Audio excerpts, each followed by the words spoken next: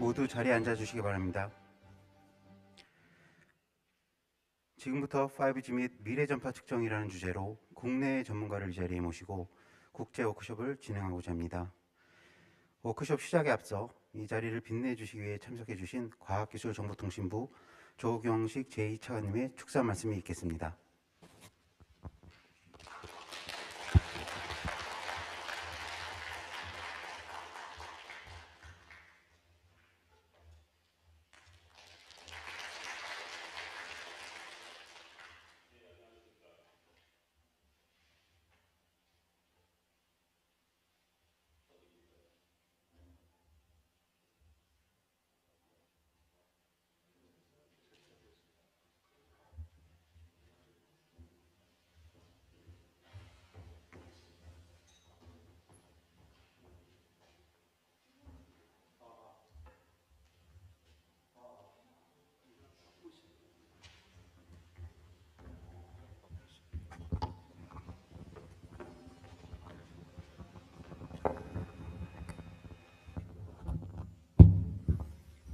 예, 다시 하겠습니다.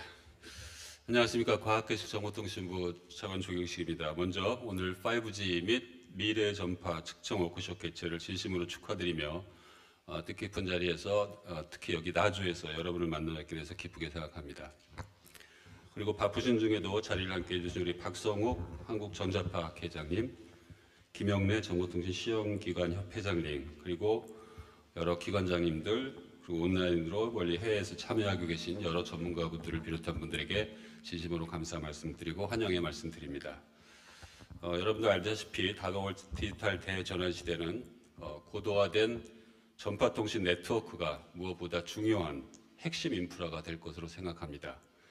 이러한 인프라 위에서 인공지능, 클라우드 등 다양한 디지털 기술이 융합되어 새로운 서비스들이 만들어지게 될 것이고요. 이를 통해서 우리 삶은 물론 우리 정치, 경제, 사회 전반적으로 디지털 혁신이 이루어질 것입니다. 앞으로 5년이 우리가 디지털 혁신을 위해서 많은 역할을 했지만 새로운 정부 5년 그리고 앞으로 5년이 진짜 디지털 혁신의 진정한 디지털 혁신이 지금부터 시작이 아닌가 싶습니다. 이처럼 고도화된 전파통신 인프라를 위해서는 다양한 기기와 그리고 시스템의 전파 특성을 정확하고 신속하게 측정하는 기술이 필수적이라고 생각합니다. 특히 6G 유동통신, 위성통신 등 앞으로는 밀리미터파, 테라헤르츠 대역의 전파 활용이 점점 더 크게 증가할 것으로 예상되면서 초고주파 대역에서의 전파 측정 기술 주도권을 확보하는 것은 그 어느 때보다 중요한 시점이라고 생각합니다. 이러한 측면에서 최근 전파연구원과 국내 대학들이 공동으로 협력해서 세계 최초로 개발한 5G 안테나 초고속 측정 시스템은 전파 측정 분야에서 매우 의미 있는 성과이기도 하며 동시에 우리나라 전파 산업의 경쟁력을 한 단계 높이는 계기가 되었다고 생각합니다. 다시 한번 관계해 주신 연구자 여러분들의 노고와 성과에 감사를 드리며 앞으로도 전파 기술 발전에 기여해 주실 것으로 기대를 하고 있습니다.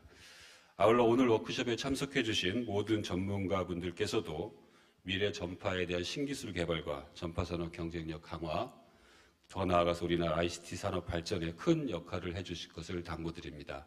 아까 볼 때도 그랬지만 정부에서도 예산 지원 등 아낌없는 지원에 최선을 다하도록 노력하겠습니다.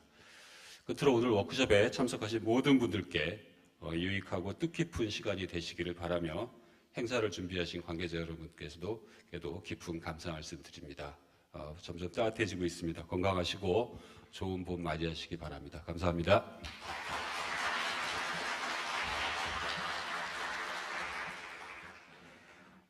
예, 차관님 말씀처럼 이번 워크숍을 통해 5G와 미래전파, 나아가 전체 ICT 산업이 더욱 성장하기를 바랍니다. 다시 한번 차관님께 뜨거운 박수 부탁드리겠습니다.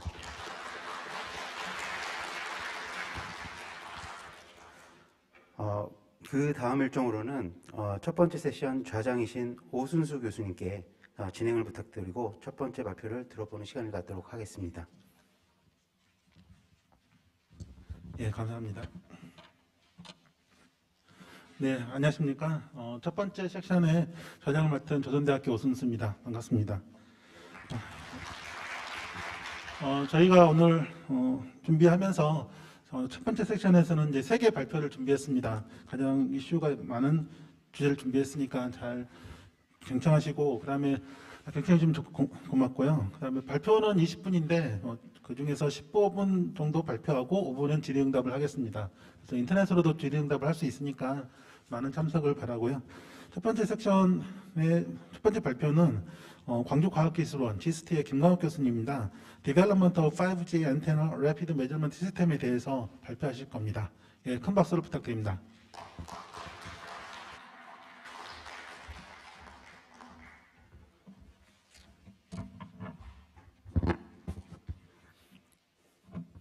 네, 안녕하십니까. 광주과학기술의 김광욱 교수입니다. 오늘 제가 발표드릴 내용은 5G 안테나 고속 측정 기술 개발에 대한 것입니다. 본 개발 과정에서 조선대학교 오순수 교수님께서 전체 측정 설계하고 변환 알고리즘에 대해서 많이 담당을 하셨고요. 한밭대학교 정윤배 교수님께서는 여기에 핵심 모듈인 수식 모듈하고 구동 시스템에 대해서 깊이 관여하셨습니다. 저는 전체적인 개발 책임자로 활동을 했습니다. 고속 측정 시스템의 개발 필요성에 대해서 먼저 말씀을 드리겠습니다. 첫 번째로는 측정 수요의 확대입니다. 미래 디지털 시대 핵심으로 DNA라고 불리는 용어들이 이제 새롭게 떠오르고 있는데요. 여기는 데이터, 네트워크, AI로 표현이 되겠습니다. 많은 데이터와 AI라는 인공지능이 합쳐졌을 때 그런 데이터들을 실시간으로 전송할 수 있는 그런 네트워크 기술에 대한 수요가 증가하고 있습니다. 자율주행차, 드론, IoT 초연결 서비스 등 5G 이동통신 기반 융합 서비스가 부상될 걸로 예상이 되고, 또 충분한 용량 확보를 위해서 용량 확보가 용이한 마이크로파 주파수 대역 활용도가 증가할 것으로 예상이 되고 있습니다. 이러한 5G 기술이 적용된 방송통신기자재의 개발, 인증, 사후관리 등의 과정에서 측정 수요에 대한 급증이 예상이 됩니다. 그런데 이런 측정 수요를 맞추기 위해서 기존 시스템으로 할 수는 있겠지만 많은 한계들이 존재하게 됩니다. 첫 번째로는 마이크로파 대역의 특성상 공간 샘플링도 상당히 중요하게 되는데요. 이런 촘촘한 공간 샘플링이 어려울 수 있다. 그리고 다양한 빔 시나리오가 존재하게 되는데, 그렇게 되면 그 해당 빔 시나리오에 대해서 측정이 필요하기 때문에 측정 횟수가 증가한다. 그런데 기존 시스템에서는 측정 소요 시간이 수십에서 수백 시간에 달하기 때문에 그 실시간, 결과야 언제든지 나오긴 하겠지만 실시간 결과 활용에 한계가 분명히 존재한다는 그런 한계점이 있습니다. 그래서 이번에 개발한 고속 측정 시스템에 대해서는 주요 요구 특성이 첫 번째로는 측정 시간을 고속화하는 것이 되겠습니다. 기존의 수백 시간에 달하던 그런 시간들을 수십 분 아니면 수분 내로 줄이는 것이 가장 큰 목표가 되겠고요. 그리고 측정 시스템이 소형화돼서 실내 챔버의 내부에 설치될 수 있어야 합니다. 그리고 디지털 수신기 적용으로 해서 RF 왜곡을 저감을 시켜야 되는데 그 이유에 대해서는 다음에 설명을 드리도록 하겠습니다. 그리고 매우 복잡한 시스템이 되기 때문에 유지 보수기가 굉장히 간단해져야 된다는 그런 점이 있습니다. 안테나를 측정하는 방법에 대해서는 크게 세 가지로 나타낼 수가 있겠습니다. 첫 번째로는 디렉트 파필드 방식이고요. 구현이 간단하긴 하고 대부분의 안테나 하시는 분들이 이런 챔버에서 측정을 하셨을 텐데, 마이크로파 대역에서는 적어도 파필드 조건을 만족하기 위해서는 굉장히 큰 공간이 필요합니다. 특히 우리 5G 대역 중에 하나 28GHz라고 하면 디렉트 파필드 챔버로 하면 약 50m 크기가 교과서에서 배운 2D 스퀘어 오버 람다 조건에 들어가고, 실제로는 이것보다 한 2배 정도는 필요하기 때문에 실용적으로는 100m 정도의 실내 챔버가 필요하게 됩니다. 그래서 이 방식으로는 마이크로파 대역 측정이 굉장히 어렵다라고 말씀을 드릴 수 있고요. 그 다음에 인디렉트 파필드 방식이 있습니다. 여기 보시는 것처럼 파라볼릭 리플렉터를 사용을 해서 상대적으로 작은 공간에 이상적인 평면파를 형성하는 방식이 되겠습니다. 현재 밀리미터 웨이브 애플리케이션에서는 대부분의 방식이 이 방식을 사용하고 있습니다. 니어 투 파필드 트랜스포메이션 방식이 있습니다. 이 방식은 근역장에서 원역장이 아닌 근역장에서 필드를 다 측정한 다음에 그거를 원역장으로 변환하는 방식이 되겠습니다. 적은 오차를 위해서는 단 한 방향의 데이터를 얻기 위해서라도 많은 수의 측정 포인트가 필요하다는 점이 있고요. 그리고 대신 다중 프로브를 적용을 해서 한꺼번에 고속으로 안테나를 측정할 수 있다는 장점이 있습니다. 기존에 주로 사용하고 있는 인다이렉트 파필드 방식의 측정 사례를 제가 실제로 이제 숫자를 들어가면서 우리가 왜 니어 투 파필드 방식으로 가야 되는지를 말씀을 드리겠습니다. 이거는 이천에 있는 CATR에서 안테나를 하나를 최대한 보호 사이트 방향으로 놓고 측정을 한 것이 되겠습니다. 그래서 한 컷을 얻는데 지금 10분 정도로 굉장히 고속으로 측정을 했습니다. 근데 실제 이 안테나의 패턴은 이런 패턴을 가지고 있습니다. 대부분의 인증 항목이 빔 피크에서 측정이 돼야 되는데 이 경우에는 지금 보시는 것처럼 실제로는 우리가 그 가운데라고 생각되는 곳하고 실제 빔 피크하고 살짝 어긋나 있습니다. 이렇다면 이 방향에서 측정을 하는 게 거의 의미가 없어집니다. 또 만약에 다른 방향으로 이 빔을 또 틸팅을 한달지 이럴 때는 또 다른 방향의 빔 피크를 찾아야 될 겁니다.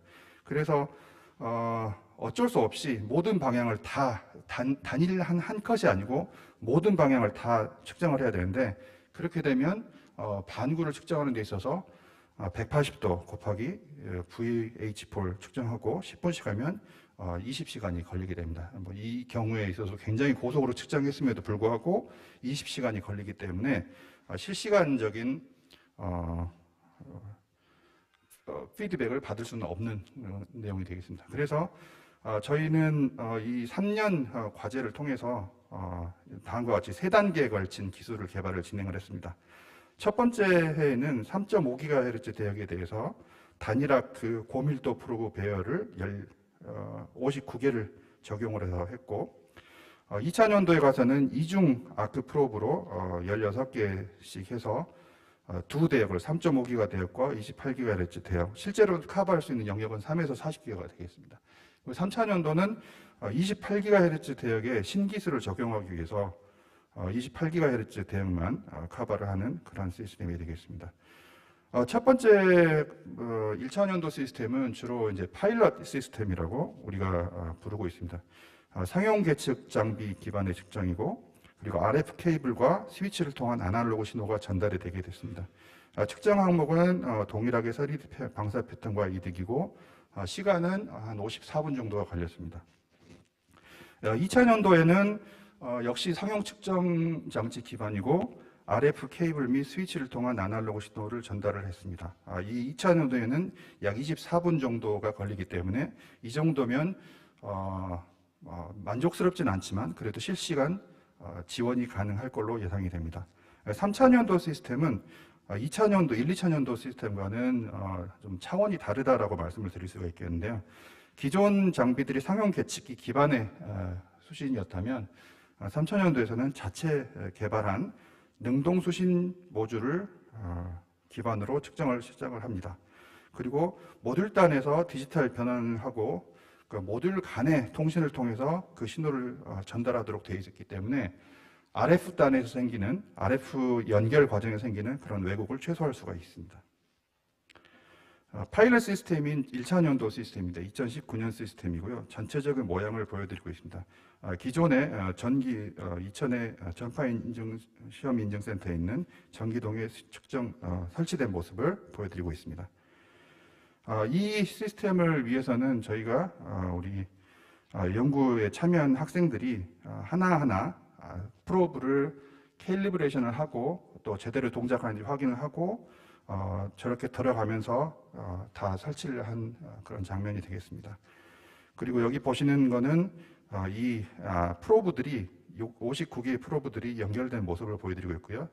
사실 다음 3차년도 시스템을 강조하기 위해서라도 여기 설명을 좀 더 드려야 되는데 여기 보이시는 이 하늘색 케이블이 RF 케이블이 되겠습니다. 이 RF 케이블이 저 위에서부터 쭉 내려와서 굉장히 긴 거리를 지나서 여기로 모여져서 측정 케이블로 들어가게 됩니다. 보시면 굉장히 촘촘한 케이블이 연결되어 있기 때문에 이걸 체결하는데도 굉장히 어렵고, 그리고 만약에 중간에 하나라도 고장이 나게 된다면 뭐 이제 전체적으로 다 풀어야 되고, 또 다시 한번 말씀드리는데 이건 RF 케이블입니다. 그래서 이 RF 케이블이 연결되는 과정에 있어서 조금이라도 어긋나게 된다면 거기서 생긴 왜곡을 처리하는 데 있어서 상당히 많은 품이 들어가게 됩니다. 그리고 이 뒤에 보시면 여기는 이제 안쪽에 안테나 프로브들이 되겠고요. 바깥쪽을 보시면 이 선들이 전부 지나가는 것을 볼 수가 있고, 각각의 프로브마다 V폴, H폴, 그러니까 수직 편파, 수평 편파를 제어하는 그런 스위치가 들어 있습니다. 그래서 전체적으로 RF 케이블이 굉장히 길다. 그리고 이런 것들을 제어할 수 있는 제어 케이블들이 또 지나가게 됩니다. 이런 케이블들이 많이 지나가고, 이 스위치들을 제어하기 위해서 또 전원선이 또 들어가게 됩니다. 그래서 굉장히 복잡한 구조로 만들어져 있을 수 있고, 이렇게밖에 진행을 할 수가 없게 되겠습니다. 실제로 이제 측정하는 모습을 보여드리고 있고요. 자, 그래서 이제 1차 년도의 노하우를 바탕으로 2차 년도에 들어가서 고대역과 저대역과 고대역 이중아크를 구성을 했고, 16개의 고밀도 프로브를 배치했고, 또 이 안테나 간에 중간에 있는 필드를 측정하기 위해서 고니오미터를 적용을 했습니다. 그래서 가상으로 프로브를 생성을 하고 나중에 합성을 하는 그런 시스템으로 저희가 개발을 했습니다. 실제로 이제 측정 과정을 보여드리고 있는데, 이제 왼쪽은 경로 보정하는 그런 동영상이 되겠고요. 중간은 이제 이득을 보정하는 그런 장면, 그리고 마지막은 실제 측정하는 장면이 되겠습니다. 자, 이제 이거는 비교적 시간이 많았기 때문에 작년에 개발된 시스템이기 때문에 실적용 사례가 있습니다. 실제로 이제 이거는 28GHz 3x3 3차원 빔포밍 안테나를 측정한 내용이 되겠고요. 총 9개의 빔에 대해서 전방에 측정을 하는데 한 100분 정도 걸렸다고 말씀을 드릴 수가 있겠습니다. 이거를 굳이 들고 나온 이유가 이게 실제로 측정을 하면서 사실 이 빔을 컨트롤하는 신호가 좀 잘못 연결된 것을 현장에서 발견을 해서 그 자리에서 디버깅을 수행한 적이 있습니다. 그래서 이렇게 고속 측정 시스템은 특히 중소기업이나 이런 개발 과정에서 굉장히 도움이 될 수 있다는 것을 강조하기 위해서 이거를 들고 왔습니다. 3차 년도의 배열형 고속 측정 시스템이 되겠습니다. 방금 개소식에서 이제 설치된 모습을 보여드리고 있고요. 프로브가 총 4도 간격으로 84개의 프로브가 박혀 있고, 또 특히 고동부에 고니오미터를 적용을 했기 때문에 4도가 아니라 그 중간중간 보시면, 이게 아까 보시면 아마 이런 장면들을 보셨을 거고요. 이거는 특수 흡수체가 각 프로브들을 전부 감싸고 있는 모습이고, 특수 흡수체를 벗겨내면 이런 모습이 되겠습니다. 그래서 굉장히 많은 28GHz 프로브들이 촘촘하게 박혀 있는 모습들을 볼 수가 있고요. 그럼에도 불구하고 실제 마이크로파 대역기에서 측정을 할 때는 이 사이사이도 측정을 할 수가 있어야 됩니다. 그래서 그런 것들을 위해서 고니오미터를 적용을 했습니다. 그리고 수신기를 다단 모듈화해서 싱크 신호가 이 전체적인 그 수신기 전체 한꺼번에 빵 하고 들어가면 그 순간에 사진을 찍듯이 전체적으로 동시에 측정을 하는 그런 시스템이 되겠습니다. 개별 수신기에 디지털 송수신 기능이 있어서 RF 포선을 최소화했고, 또 선로에 의한 열화를 감소시켰습니다. 특히 아시겠지만 28GHz에서는 파장이 한 1cm 정도가 되고, 우리가 마이크로파 공학 같은 데서 얘기할 때 한 4분의 1 파장 정도가 되면 오픈이 쇼트로 보이고 쇼트가 오픈으로 보일 정도로 굉장히 민감한 길이가 되겠습니다. 2.5mm 정도인데 사실 측정에서는 더 정밀한 것을 요구하기 때문에 요구하게 됩니다. 그런데 만약에 이 많은 길이를 아날로그 RF선이 돌아다니게 되면 단순히 그냥 발로 툭툭 차거나 아니면 온도에 의한 그 수축과 팽창만으로도 4분의 1 파장 정도는 쉽게 차이가 날 수 있게 됩니다. 그래서 그런 RF 경로를 최소화시키고 디지털 경로를 늘리기 위해서 여기 보시는 것처럼 프로브하고 수신기를 연결될 이 길이, 딱 이 길이만큼만이 RF 경로이고, 그 다음부터는 여기 보시는 수신기 모듈 간 연결구는 전부 디지털이라고 생각하시면 되겠습니다. 실제로 이 모듈 간의 내부에는 에로 믹싱을 통해서 28GHz 대역이 베이스밴드로 변환이 되고, 이 모듈 안에는 전류와 온도 보상 회로가 탑재되어 있습니다.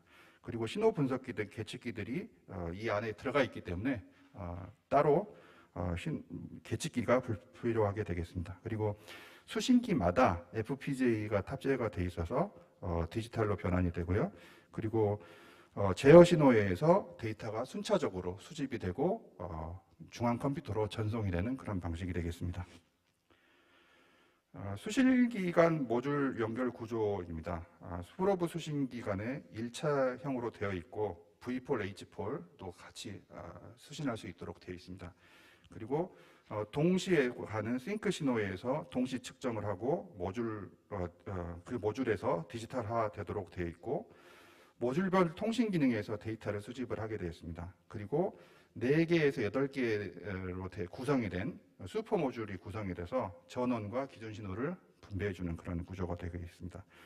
이런 구조로 되어 있기 때문에 공간 배치가 비교적 자유스럽고 밀도나 배치 같은 게 나중에 필요한 대로 확장을 시킬 수 있는 그런 장점이 있습니다. 일례로 보시면 여기에 이제 그 모듈이 다이어그램으로 표시가 되어 있는데요. 전원 같은 경우에는 각 슈퍼 모듈로 하나씩 들어가게 됩니다. 그러면 하나를 받으면 8개가 나눠서 쓰는 형식이 되고요. 사실 이 전원은 하나를 가지고 전부 나눠 써도 되지만, 그렇게 되면 첫 번째 모듈이 예를 들면 84개 전원을 핸들할 수 있어야 되기 때문에 슈퍼 모듈별로 나눠서 진행을 하고, 싱크 신호도 그런 의미로 들어갔습니다. 근데 디지털 데이터들은 하나하나 넘어가도 되기 때문에 바로 옆단으로 넘기고 바로 옆단으로 넘기고 해서 전송이 되는 그런 시스템이 되겠습니다. 그래서 이제 케이블 중에는 가장 복잡한 것이 이제 전원선 정도가 된다라고 말씀을 드릴 수가 있겠습니다. 실제 그 개발된 수신 모듈 내부가 되겠습니다. 내부에 RF 회로부가 있고 신호 처리부 그리고 IF 회로부로 구성이 돼서 아까 보셨던 것처럼 그런 모듈로 패키징이 되어 있습니다. 실제 설치 과정에서 프로브와 수신기 조립 과정이고요. 확실히 첫 번째 해보다는 훨씬 더 좋은 환경에서 조립하고 설치를 할 수 있다는 걸 보실 수가 있습니다. 그리고 프로브 수신기 배열 아크 있고, 아까 보신 것처럼 바로 옆단하고만 연결이 되면 되도록 지금 모듈화를 시켜놨습니다. 그리고 아까 보신 것처럼 유일한 RF 포선은 이 부분이 되겠습니다. 이게 실제로 이 시스템을 실제 사용을 하고 유지 관리를 잘 하기 위해서는 GUI 시스템으로 만들어야 돼서 GUI로 실제 명령을 내리고 다루고 데이터를 수집하고 복원해 볼 수 있는 그런 환경으로 만들었습니다. 스캔을 설정하고 RF 설정하고 실시간 측정을 모니터링 할 수 있는 시스템이 되겠고요. 그 다음에 실제로 측정된 데이터를 가지고 측정 후 변환을 하고 변환된 데이터로 3차원 안테나 패턴을 얻은 거를 저장을 하고 나중에 필요할 경우에 다시 오픈할 수 있는 그런 시스템이 되겠습니다. 만약에 이제 저희가 이 개발 과정을 통해서 굉장히 많은 노하우를 얻었습니다. 그래서 이 수신기 모듈의 의미하고 향후 가능성에 대해서 굉장히 뜻깊은 걸 발견할 수가 있었는데요. 첫 번째로는 고장 시 모듈 교체가 모듈별로 교체만 되기 때문에 굉장히 유지 보수가 간편합니다. 바로 옆 모듈하고 선만 딱딱 연결해주면 되기 때문에 가장 좋고요.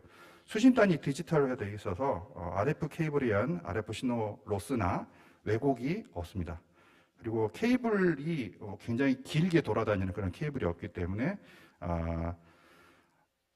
유지 보수나 케이블 길이에 의한 왜곡이 없습니다. 그리고 다양한 연구를 시도를 해볼 수가 있습니다. 모듈형으로 되어 있기 때문에 예를 들면 컴프레스 센싱이라든지 이런 수신기 밀도나 개수 그리고 배치를 자유스럽게 이 모듈 기반으로 할 수가 있고요.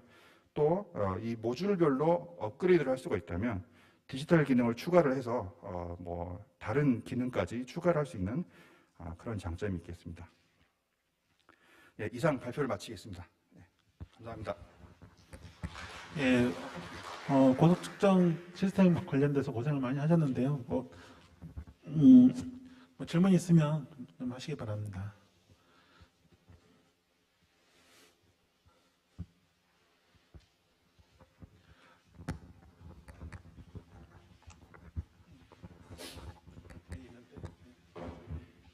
예, 질문 지금 뭐 그동안 뭐 개발 연구하시느라 고생 많으셨고요. 또 뭐 발표 감사드리고요. 지금 3차 시스템 같은 경우는 24기가부터 한 28기가, 29점 몇 기가죠.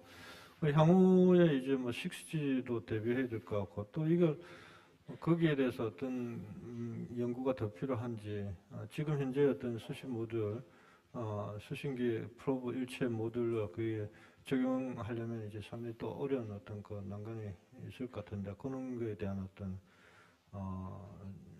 필요성, 어떻게 개발이 가능한지 그것 좀 말씀 듣고 싶고요. 그다음에 이걸 3.5기가 쪽으로 이렇게 좀 다운시켜 가지고 할 수 있는 가능성이 있는지, 그거는 더 쉬울 것 같은데 거기에 대해서 좀 말씀을 해주시면 고맙겠습니다. 예, 질문 감사드립니다. 일단 주파수가 올라가면 올라갈수록 아까 우리가 28기가에 올라오면서 가졌던 그런 생각들이 동일하게 적용이 됩니다. 더 촘촘한 측정이 필요하고, 그리고 RF 길이를 최소화해야 된다는 점이 있습니다. 그래서 주파수가 올라가서 6G가 된다라면 더더욱 이런 모듈형 측정 구조가 필요하다고 생각이 되고요. 그래서 이 모듈을 더욱더 업그레이드 시키는 것이 필요하다고 할 수가 있겠습니다. 말씀해 주신 3.5GHz 측정 확장에 대해서도 말씀을 드리자면, 저희가 28GHz에 한정돼서 개발을 했지만 사실 3GHz하고 28GHz는 거의 10배 차이가 나기 때문에 수신 안테나 그리고 하드웨어가 상당히 다르다라고 말씀을 드릴 수가 있겠습니다. 굳이 한 시스템에서 개발을 하려면 안테나를 2종류 이상 쓰고, 그리고 모듈을 좀 더 소형화시켜서 내부에 좀 더 인티그레이션 레벨을 올리는 방법이 있을 수 있겠습니다.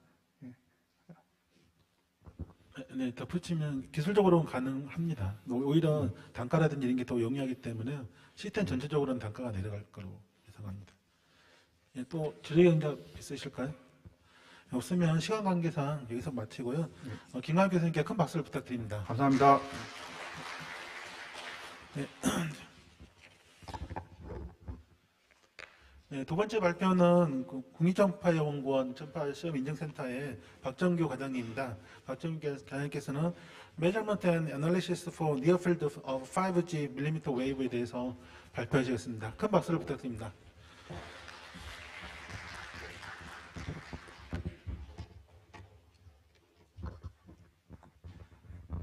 예, 안녕하십니까. 국립전파연구원 전파시험인증센터의 박정규 연구관입니다.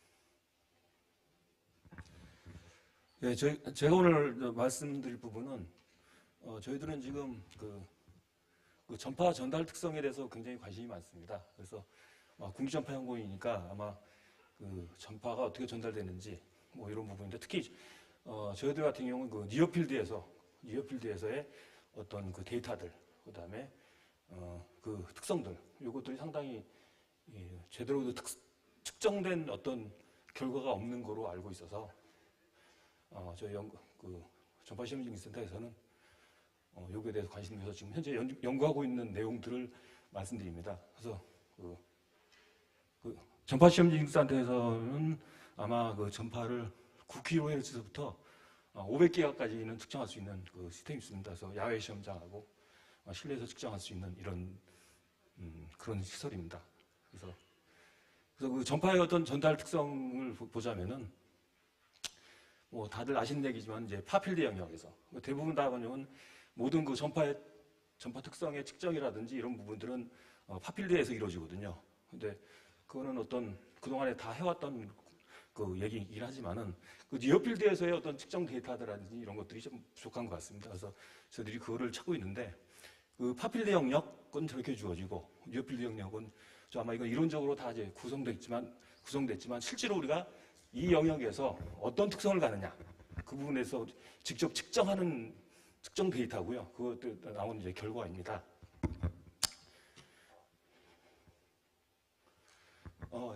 여기서 보면은 우리 이 자유공간에서의 어떤 전파 전달이라고 하는 것은 그 역자승 법칙이죠. 저기서 보면 첫 번째 식이 뭐냐면 이게 그 거리의 역제곱에 비례하는 이런 식으로 돼서 요거로 다들 이제 구성하고 있습니다. 그래서 요 역자승 법칙이라고 하는 것은 요 프리스 전달 방정식이라고 해서 그 전파를 전달하는 그런 식입니다. 그래서 요 앞에 왼쪽은 실제로 뭐냐면 전파의 그 감쇄량을 측정할 수 있는 양입니다. 그다음에 요 부분들은 안테나 이득입니다. 그래서 요 가운데에 있는 부분들은 우리는 이제 일반적으로 자유공간 감쇄량이라고 해서 이거를 이제 적용하고 있죠.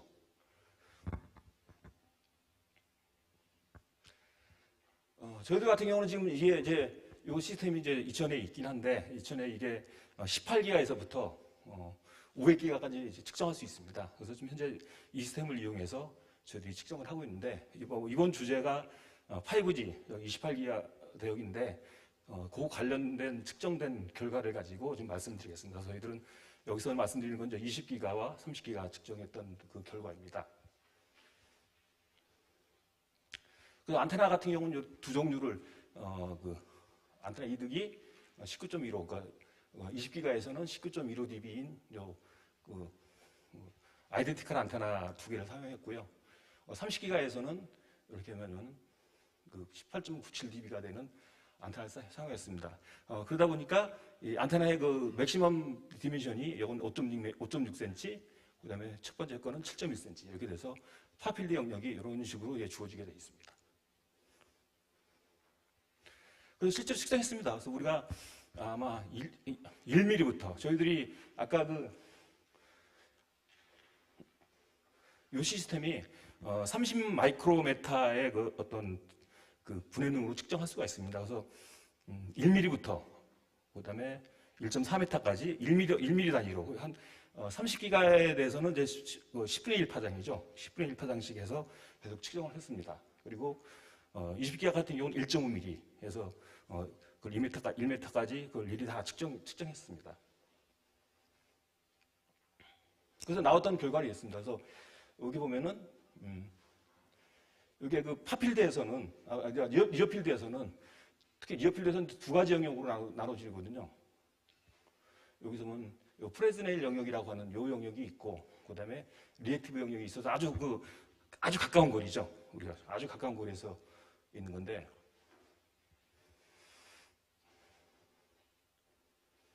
여기서 보면 이제 이 경계선이 여기가 리액티브 영역입니다. 안테나가 여기 있으면 여기서 가까이 있는데 기껏해야 뭐냐면 한 10cm 이내로 있거든요. 그다음에 여기는 이제 파필드 영역의 경계입니다. 그래서 측정한 거 보니까 요 20기가 같은 경우는 아마 그 리액티브 영역에서 상당히 뭐냐면 편차가 심한 이런 형태가 주어지고 또 특이한 것이 뭐냐면 요 그 프레즈넬 영역에서도 아주 굉장히 그 잔잔한 부분들이 발생하고 하더라고요. 그래서 전반적으로 이러한 형태로 주어지고요. 이걸 이제 이거 같은 경우는 30기가거든요. 30기가에서는 그 리액티브 영역에서는 굉장히 이 편차가 거의 뭐냐면 뭐 5dB 이상들 거의 10dB 정도의 초창기 인데 보통 보면은 이제 이론적으로 얘기하면은 그 안테나가 있는 데서 한 3파장 정도가 된 쪽에서는 굉장히 뭐냐면은 이런 거 심하다라고 했는데 3파장 정도면 사실 이 정도거든요. 그래서 그보다 더 먼 영역에서도 상당히 이렇게 편차가 심한 이런 형태가 주어집니다. 그리고 나서 이제 이런 식으로 해서 파필드로 영역하면서 이러한 형태로 주어지더라고요. 그래서 실제로 저희들이 뭐냐면 이론적으로 계산하는 거. 그러니까 왼쪽 값은 우리가 뭐냐면 이제 실제로 측정한 값이고요. 그래서 실제로 측정한 값은 이거 갑니다. 그 다음에 이제 오른쪽은 이제 우리가 이론적으로 계산할 수 있는 이것들, 이득을 넣어서 했는데 이런 형태가 주어지거든요. 근데 이게 보면 실제로 이제 요 프리스 방정식은 파필드에서 성립하는 방정식이기 때문에 이건 사실 당연히 예측할 수 있는 거였거든요. 보면은 이게 감세량 값인데 감세량 값이 지금 플러스로 나왔습니다. 이게 어떻게 해석할 수 있냐면은 에너지가 더 증가했다는 얘기지. 에너지 보존 법칙에도 어긋나는 거죠, 이거는. 그러니까 분명히 요 식을 뭐냐면 파필드에서 적용한다는 것은 말이 안 된다는 얘기죠. 그래서 저희들은 이제 관심을 갖습니다. 그렇다면 파필드하고 니어필드에서 동시에 만족할 수 있는 자유공간 감사량이 어떤 것인가라고 하는 것에 관심을 두게 됐습니다. 마찬가지로 가까이에서 본 겁니다. 그러니까 거의 뭐냐면은 이 파필드 그 영역에서도 뭐 한 0.5dB 정도의 어떤 차이가 나면서 이렇게 벌어지고 있거든요. 이건 20기가에서. 그다음에 이거 30기가에서도 보면은 차이가 있는데 30기가에서는 그래도 그 프레지넬 영역에서 한 중간쯤부터 좀 벗어나기 시작하더라고요. 그래서 이제 가까이서 본 겁니다. 그래서 금방 말씀드렸다시피 그러면 요거를 말하면 만족시킬 수 있는 요거는 지금 이제 역자성 법칙에 따른 그 기존의 자유공간 감세량의 그를 적용해서 해서 이렇게 틀어진 것이 있는데 이게 과연 일치할 수 있는 어떤 그 포뮬라가 있지 않을까라고 저희들이 지금 찾아봤습니다. 그래서 하여튼 뭐 금방 말씀드렸다시피 자유공간 감세량은 이렇게 주어지고 그다음에 이 차이들이 이렇게 그거하고 실제로 측정값 값들이 뭐 10dB 리액티브 영역에서는 10dB 이상 차이 나고 그다음에 30기가에서는 5dB 이상 차이가 나고 뭐 이런 것들을 결과를 보였는데 그래서 저희들이 가면서 그거 했습니다. 처음부터 뭐냐면 다시 프리스 방정식을 재검토를 해봤습니다. 그러니까 이런 방식인데 그다음은 요 안테나 이득이라고 하는 것이 파필드에서의 안테나 이득인데 이건 파필드에서는 일반적으로 일정한 값이라고 추정을 하고 있거든요. 이걸 적용해야 되는데 그렇다면 여기서 뭐냐면 요 우측이 이제 이론적으로 계산할 수 있는 방향인데 저희들은 어떻게 생각했냐면 그렇다면 여기 이득이라고 하는 것이 니어필드에 들어오면은 이 이득이 어떤 거리에 대한 함수가 아닐까라고 저희 추정했습니다. 그래서 요런 부분들이 여기서 바뀔 수 있는 것이 이 안테나 이득이라고 하는 것이 물론 파필드에서는 어떤 컨스탄트 값을 갖긴 하겠지만은 니어필드 들어오면서 이게 뭐냐면 어떤 그 거리에 따라서 바뀌는 그런 것이라고 추정을 했습니다. 그래가지고 몇 가지 가정을 했는데 여기서 뭐냐면 요 안테나 이득이라고 하는 것은 이제 특히 뭐냐면 거리에 의존하는데 특히 뭐냐면 니어필드에서 가까운 거리에서 거리에 따라서 달라질 거다라고 했고 그다음에 이 안테나가 뭐냐면 인피니티일 때 무한 거리 즉 파필드일 때는 당연히 뭐냐면 이렇게 뭐냐면 파필드에서 안테나 이득 값을 가질 거다 가정했습니다. 그다음에 이제 니어필드는 가까운 거리니까 그러면 이 거리가 가까울 때 그럴 때는 뭐냐면은 어떤 특정한 값을 가질 거다라고 추정을 했습니다. 그래서 그렇다면은 그걸 추정하고 그걸 이 안테나 이득을 어떤 거리의 함수라고 놓고 해서 이렇게 성립하는 방정식을 이제 생각을 해냈거든요. 그러다 보니까 그렇다면 아까 두 가지 성격을 만족하는 그런 안테나 이득이라고 하는 것은 가장 대표적으로 뭐냐면 우리가 할 수 있는 모델은 이런 정도일 겁니다. 그래서 이거 같은 경우도 R이 무한대로 가면은 그러면 이게 다 0으로 되니까 이거 뭐냐면 파필드 영역의 값이 될 거고 그다음에 R이 0으로 가깝게 되면 이 값들이 커지잖아요. 그러면 A1 거기 있는 그 개수값은 그보다 더 커지는 그런 특성을 갖게끔 조절하면은 요것을 만족할 수 있지 않을까 해서 했습니다. 그래가지고 최종적으로 저희들이 이제 근사한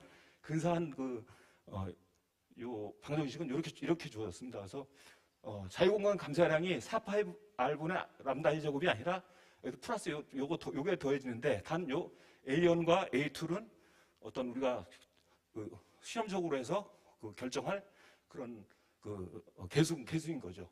그래서 이렇게 여기는 이제 아까처럼 파필드 안테나 이건 우리가 알고 있는 그런 값이 될 겁니다.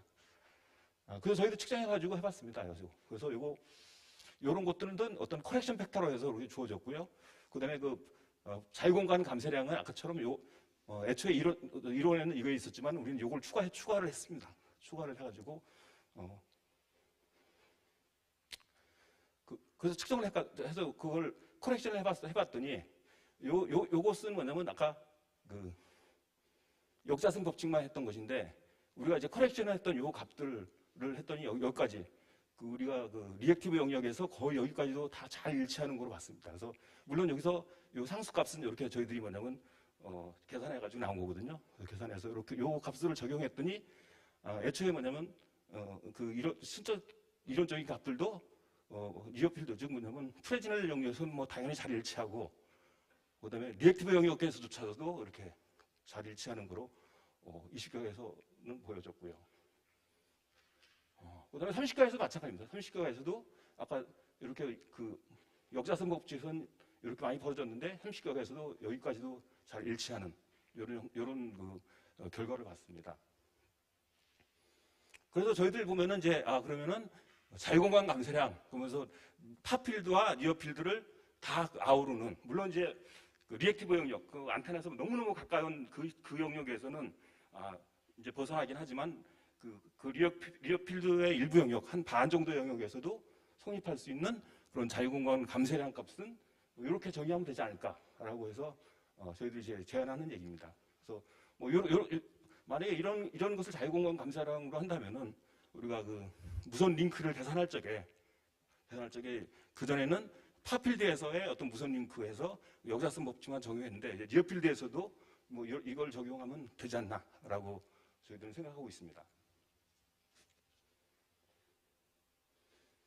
그래서 이제 아까 최종 결론적으로 말하면은 그 안테나 전송 방정식은 여기다가 요 한 틈을 더 집어넣어서 계산하면은 아까 그 리액티브 일부 영역에서조차도 성립할 수 있는 그런 전송 방정식을 만들어낸다고 보여집니다. 물론 이거는 우리가 현재 30기가하고 20기가에서 우리가 뭐 현재 그 측정 데이터하고 일치시킨 거고요. 저희들은 현재 뭐냐면은 그 아까 개수들 여기 A1하고 A2하고 개수들이 일반적으로 어떤 그 규칙을 가지고 있는지는 찾아보겠지만은 그렇지 않더라도 우리가 현재 그 500기가까지 10기가 단위로 해서 요거를 테이블링할 생각입니다. 그러면 그 테이블링화하면은 만약에 이러한 방정식을 이용하고 싶다 그러면은 그 테이블링을 이용하면 되지 않을까라고 해서 그 데이터들을 좀 측정하고 있고요. 그래서 저희들 보면은 이제 그렇다면 이제 요 장점이 있습니다. 요걸 측정하면 이제 안테나 전송 방정식을 쓸 수가 있는 거죠. 그러면은 그렇게 되면은 이런 데서 뭐냐면은 우리가 안테나 이득을 측정할 적에 항상 이제 파필드에 놓고 측정을 했거든요. 근데 굳이 뭐냐면 파필드에 놓고 측정하지 않고 이 근처에서 놓고 측정하더라도 얘들의 이 안테나의 파필드의 측을 바로 다이렉트로 측정할 수 있다는 장점이 있는 거죠. 이 정도면은 현재 우리가 갖고 있는 안테나로서는 한 10cm 정도 거리에서 이렇게 측정해도 10cm 정도 거리 측정해도 안테나 이득을 측정할 수가 있는 것이죠. 그러니까 굳이 주위에 뭐냐면 그 흡수체를 갖다 놓고 막 먼 거리 한 20m 막 떨어뜨려 놓고 할 필요 없이 바로 10cm에서 갖다 놓고 측정할 수 있다는 장점이 있는 거죠. 그래서 우리가 니어필드에서의 어떤 측정 값과 잘 일치시킨다고 한다면은 그 부분에 있어서 안테나 이득들을 이렇게 단번에 그리고 이제 이 정도 거리에서 조작할 수 있기 때문에 특별히 뭐냐면은 어떤 반사파의 영향이라든지 주위 파 영향을 덜 받고 거의 안 받고 우리가 다이렉트 측정할 수 있는 이런 것이 아닌가. 이거를 현재 이제 밀리미터파 쪽 대역에서 한 500기가까지 가능하게끔 한다면은 또 나름대로 의미가 있다고 생각합니다. 그래서 이 내용들은 저희들이 이제 아까 중요한 거는 이제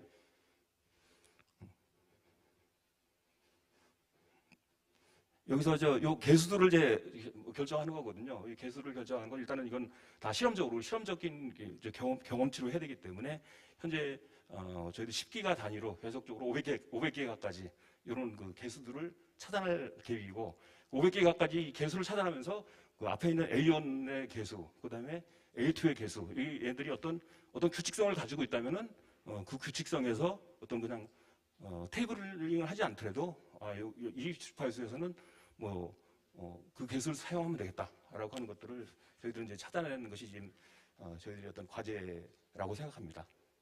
이상입니다.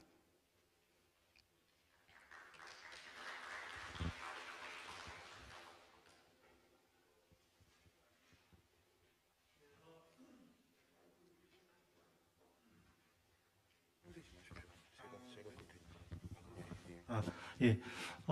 좀 좋은 발표해 주셨는데요. 혹시 궁금한 거나 질의 있으시면 해주시기 바랍니다. 예.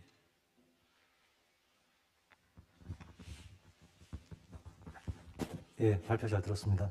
저기 그 리액티브 영역에서 그 이제 정확도를 높이기 위해서 방법을 사용하셨는데 혹시 그 리액티브 영역에서 가장 중요한 건 이제 페이즈에 관한 부분이 가장 중요한데 지금 그 연구하신 부분에 대해서는 페이즈에 대한 고려는 언급을 안 하셔서 혹시 그 부분은 어떻게 검토를 하시고 해결하셨는지 궁금합니다. 지금 저희들이 측정한 그 데이터는 그 앰플리튜드 그 감쇄량에만 관계된 것만 측정했습니다. 그래서 페이지에 대한 것은 별도의 또 어떤 그 측정이나 이런 것들이 필요할 거라고 봅니다. 근데 일단 저희들은 일단 앰플리튜드에 우리가 포커스를 맞추고 지금 하고 있습니다.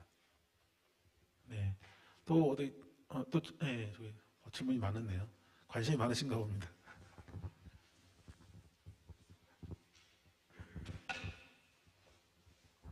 예, 발표 잘 들었습니다. 동일한 질문일 것 같은데요. 지금 안테나가 이제 두 개가 이제 근접하게 되면 그 커플링이 일어날 텐데 그 커플링 포인트가 아마도 그 니어필드 메저먼트의 크리티컬 포인트가 될 것 같아요. 그래서 그 시계에 전개하실 때 아마도 이게 커플링 팩터가 포함되어야 되지 않을까 향후에는 이런 생각이 듭니다. 예, 저희들이 뭐냐면은 그 커플링이라고 하는 것이 아까 그 리액티브 쪽에서 굉장히 뭐냐면 이 조금만 움직여도 그러니까 소위 말하는 우리가 10분의 1 파장씩을 측정했는데도 불구하고 그 지나가면서 보면 하나 값하고 10dB 이상 차이 나는 이런 거기가 그런 데이터가 있거든요. 아마 그 부분이 말씀하신 대로 어떤 굉장히 뭐냐면 안테나들끼리 굉장히 큰 컨플릭이 일어나는 것 같고 아까 그 측정값에서 그것이 다 뭐냐면 그 고려가 되지 않았나 저 이렇게 생각하는데 말씀하신 대로 그 부분들도 저희들이 아마 고려해서 아마 연구를 해보겠습니다. 예, 시간 관계상 질문은 여기까지 받으시고요. 커렉션 포뮬러에 대해서 발표해 주신 박정희 연구원님께 큰 박수 부탁드립니다. 네, 그 다음 발표, 이제 마지막 저희 섹션의 마지막 발표입니다.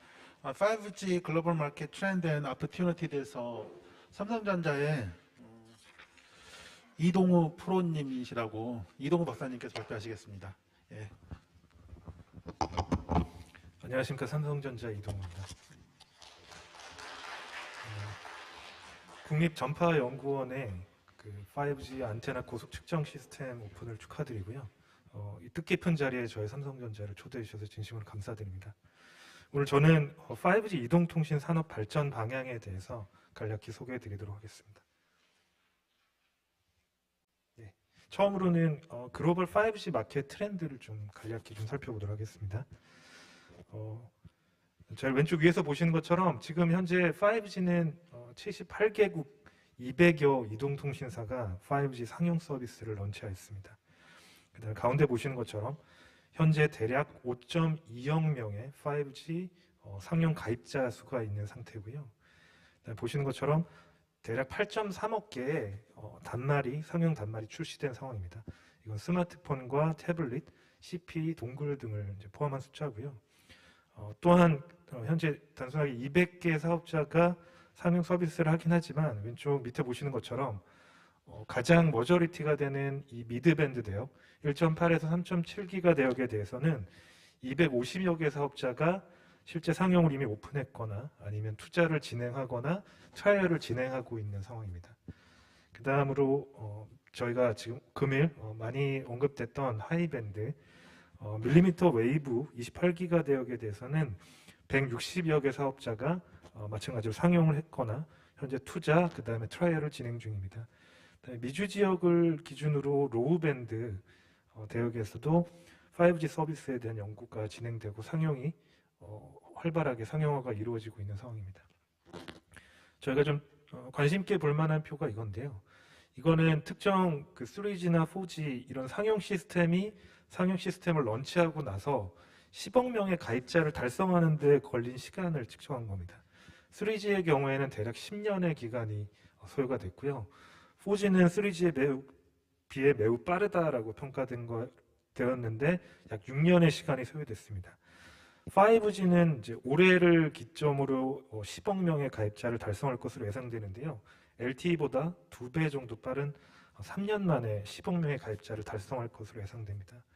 그러한 것에 맞춰서 지금 상용 단말들도 앞서 말씀드린 것처럼 현재 8.3억 개, 그리고 그 단말 종류로 따지면 대략 그 미드밴드 기준으로 740여 개의 상용 단말이 5G를 지금 지원하고 있는 상황입니다.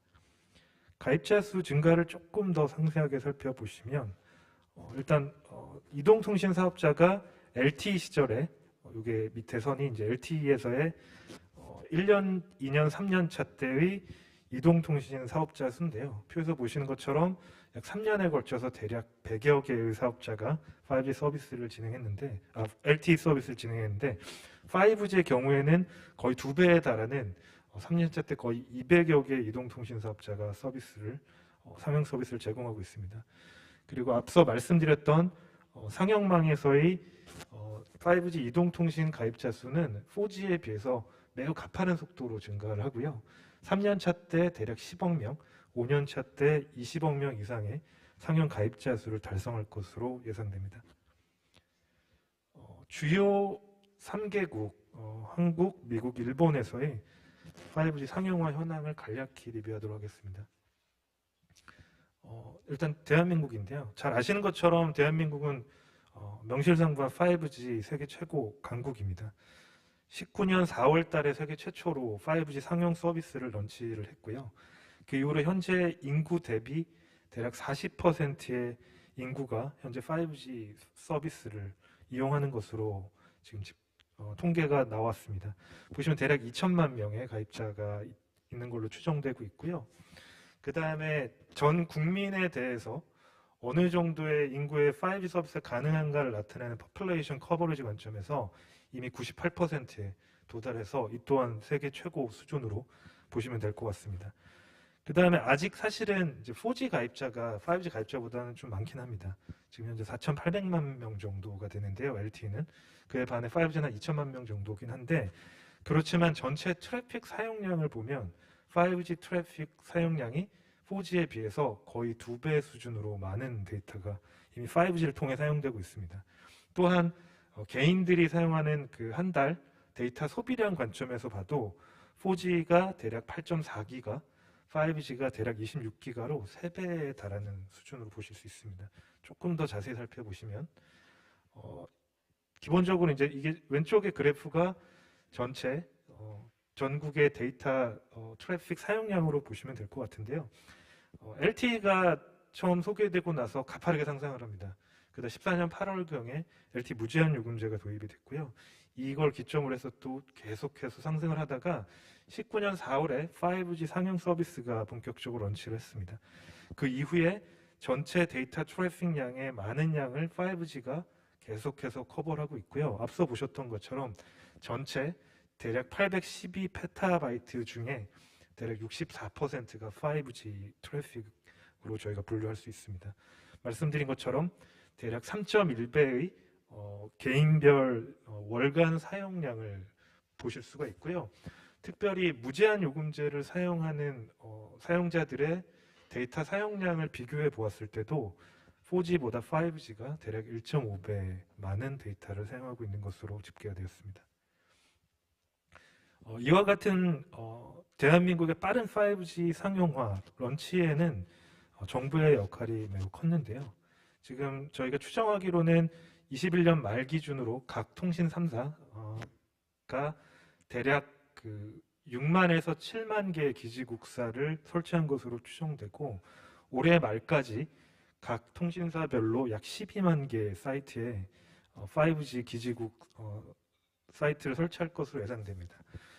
여기에는 정부의 역할이 매우 컸는데요. 지금 3G, 4G의 라이센스가 만료되고 재할당이 진행되고 있는데, 그때 그 5G 기지국을 22년도에 얼마나 더 전개했느냐에 따라서 이 주파수 비용을 좀 깎아주는 인센티브 정책들을 취하고 있습니다. 이러한 것이 이동통신사들이 더 5G 기지국을 더 확장하게 하는데 되게 좋은 모티베이션이 될 수 있을 것 같고요. 이와 같은 정부와 그리고 이통 3사의 노력으로 인해서 저희 대한민국이 5G 최고 강국으로 계속 거듭날 수 있는 것으로 생각됩니다. 다음으로 살펴보실 곳은 미국입니다. 미국은 잘 아시겠지만 저희랑 비슷한 시기에 5G 상용화를 진행을 했고요. 그렇지만 그 속도는 대한민국보다는 조금 느린 상황인 것 같습니다. 그렇지만 마찬가지로 지금 미국의 주요 통신 3사가 계속 여러 가지 상용화를 빨리 가속화시키기 위한 전략들을 구사하면서 20년 3분기를 기점으로 해서 급격하게 성장을 해서 현재 대략 6,700만 명의 5G 가입자 수를 확보한 상태입니다. 미국이 이렇게 또 단시간 내에 5G 상용화를 달성할 수 있었던 것은 미국은 좀 특이하게 처음부터 저주파 대역, 저희는 이제 주로 지금 3.5의 미드밴드 기준의 5G가 많이 활성화되어 있는데 거기는 기존 LTE 주파수를 사용한 커버리지를 확장하는 정책을 좀 먼저 살펴서 전국의 커버리지를 좀 많이 넓혔고요. 그 다음에 뒤이어서 다양한 이제 플래그십 5G 스마트폰들이 많이 출시가 되었습니다. 그리고 이후에 각 통신 3사는 무료 5G 폰을 제공한다든지 무제한 요금제를 쓸 경우에 데이터의 어떤 맥시멈 한계치 캡을 없앤다든지 아니면 세 번째 회선을 개설할 경우에는 무제한 요금제를 무료로 제공한다든지 하는 그런 공격적인 마케팅을 통해서 5G가 더 활성화될 수 있었습니다.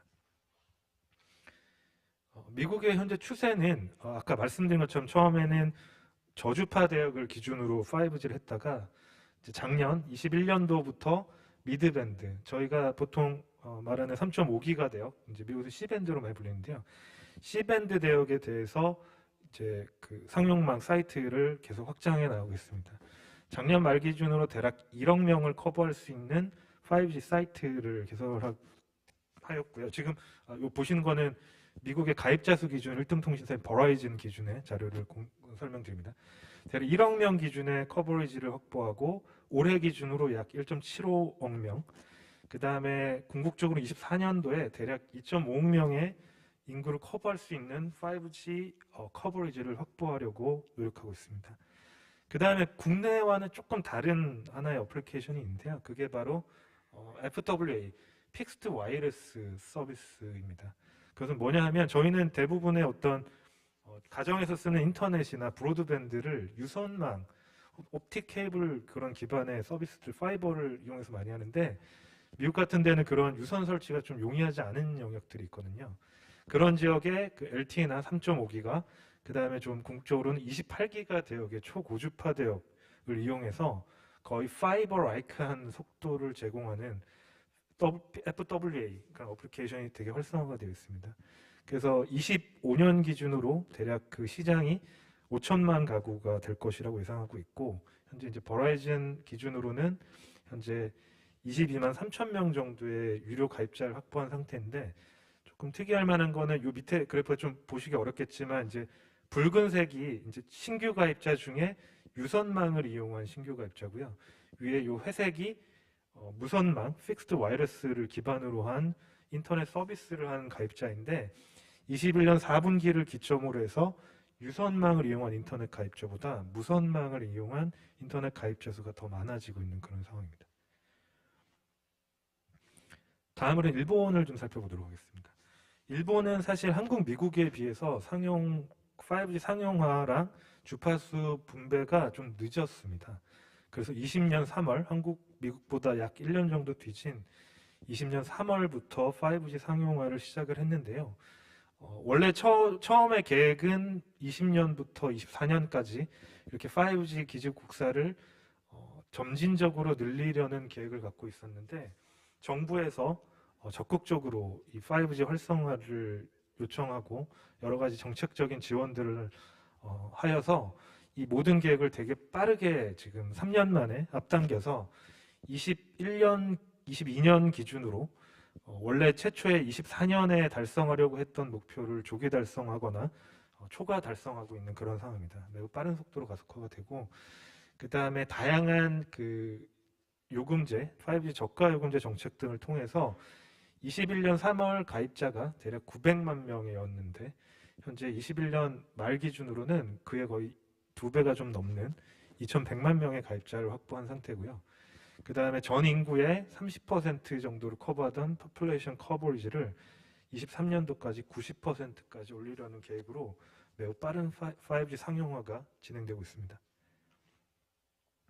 이와 같은 배경에는 정부의 적극적인 이제 주파수 분배 정책과 좀 연계가 되어 있는데요. 표에서 보시는 것처럼 지금 5G 미드밴드 대역 이제 3.5에서 3.7, 4기가 대역 요 주파수가 국내에는 지금 현재 한 280메가 정도 분배가 되어 있고 미국은 430메가 정도 분배가 되어 있는데 일본은 대략 600메가를 이동통신사에 분배한 상황입니다. 그 다음에 거기에 더불어 기존의 LTE 밴드로 사용되던 701.7, 3.5기가 대역의 주파수를 NR용으로 리파밍할 수 있는, 그러니까 LTE 용도로 할당된 주파수를 5G 정도로 사용할 수 있는 그런 리파밍도 적극적으로 지원을 해서 밀리미터 웨이브가 아닌 미드밴드, 로우밴드 기준으로는 가장 많은 주파수를 확보하는 것이 바로 일본입니다. 그 다음에 이제 밀리미터 웨이브의 중요한 어플리케이션 중에 하나인 이 프라이빗 5G 네트워크도 정부에서 적극적으로 주파수를 할당하고 다양한 정책적인 지원을 해서 이미 43개 회사가 관련 유즈 케이스를 상용화하고 있는 상황이고요. 그 대표적인 사례는 스마트팜 혹은 스마트 팩토리, 메디컬, 로지스틱, 시큐리티, 그 다음에 관광업 등에도 이 초고주파 대역을 이용한 프라이빗 5G 네트워크 상용화가 활발하게 진행되고 있습니다. 뭐 N사나 O사, K사를 보시면 이제 올림픽 경기가 있을 때 올림픽 스타디움에 있던 사진이나 동영상들을 업로드하는 것, 그 다음에 공장에 4K 울트라 HD 기반의 모니터링 시스템을 갖춰서 공정을 정상성을 확인하는 것, 그 다음에 그 전력 공장을 스마트 팩토리화하는 것, 다양한 상용화 활동들이 이어지고 있습니다. 다음으로는 5G의 단기, 중기적인 발전 방향을 좀 간략히 소개해드리겠습니다. 앞서 말씀드린 것처럼 지금 기본적으로 5G의 머저리티 밴드는 C밴드입니다. 보면 이제 3.3기가에서 4.2기가 대역인데요. 이 대역에 대해서 48개국에서 이미 상용화를 했거나 아니면 계속적인 투자를 통해 상용화를 진행하려고 합니다. 그 다음에 아까 말씀드린 대략 740여 개 이상의 스마트폰 모델들이 나와서 결국 그 미드밴드 기반의 5G가 가속화될 수 있는 에코시스템이 갖춰졌습니다. 그래서 아직 상용화를 진행하지 않은 나라, 진행하고 있던 나라들도 요 미드밴드, C밴드 대역의 5G 상용화를 계속 진행할 거고요. 우리나라 같은 경우에도 기존에 있던 그 5G 장비들 계속해서 모더나이제이션 하면서 속도도 개선하고 커버리지나 여러 가지 품질도 높이려는 액티비티들이 계속 이어질 것으로 예상됩니다. 그 다음에 이제 더 주목받는 부분은 사실 이제 밀리미터 웨이브입니다. 오늘 발표도 밀리미터 웨이브 내용들 좀 많이 해주셨는데, 그 밀리미터 웨이브는 아직 좀 활성화가 많이 안 되어 있는 편이라 앞으로 발전 가능성이 더 높은 걸로 생각됩니다. 미국은 제일 먼저 앞서가는 밀리미터 웨이브 상용화 서비스들을 진행하고 있고요. 2018년에 세계 최초로 아까 말씀드린 그 FWA 서비스를 진행했고요. 2019년도에 일반적인 모바일 폰에도 이 밀리미터 웨이브 기반의 5G 서비스를 시작했습니다. 그다음에 일본이 아까 5G 상용화가 우리나라로 좀 늦었다고 했는데 20년에 처음으로 5G 상용을 하면서 미드밴드와 밀리미터 웨이브를 동시에 상용화를 진행했어요. 그래서 일본에서는 밀리미터 웨이브 기반의 그 모바일 서비스도 이미 진행되고 있습니다.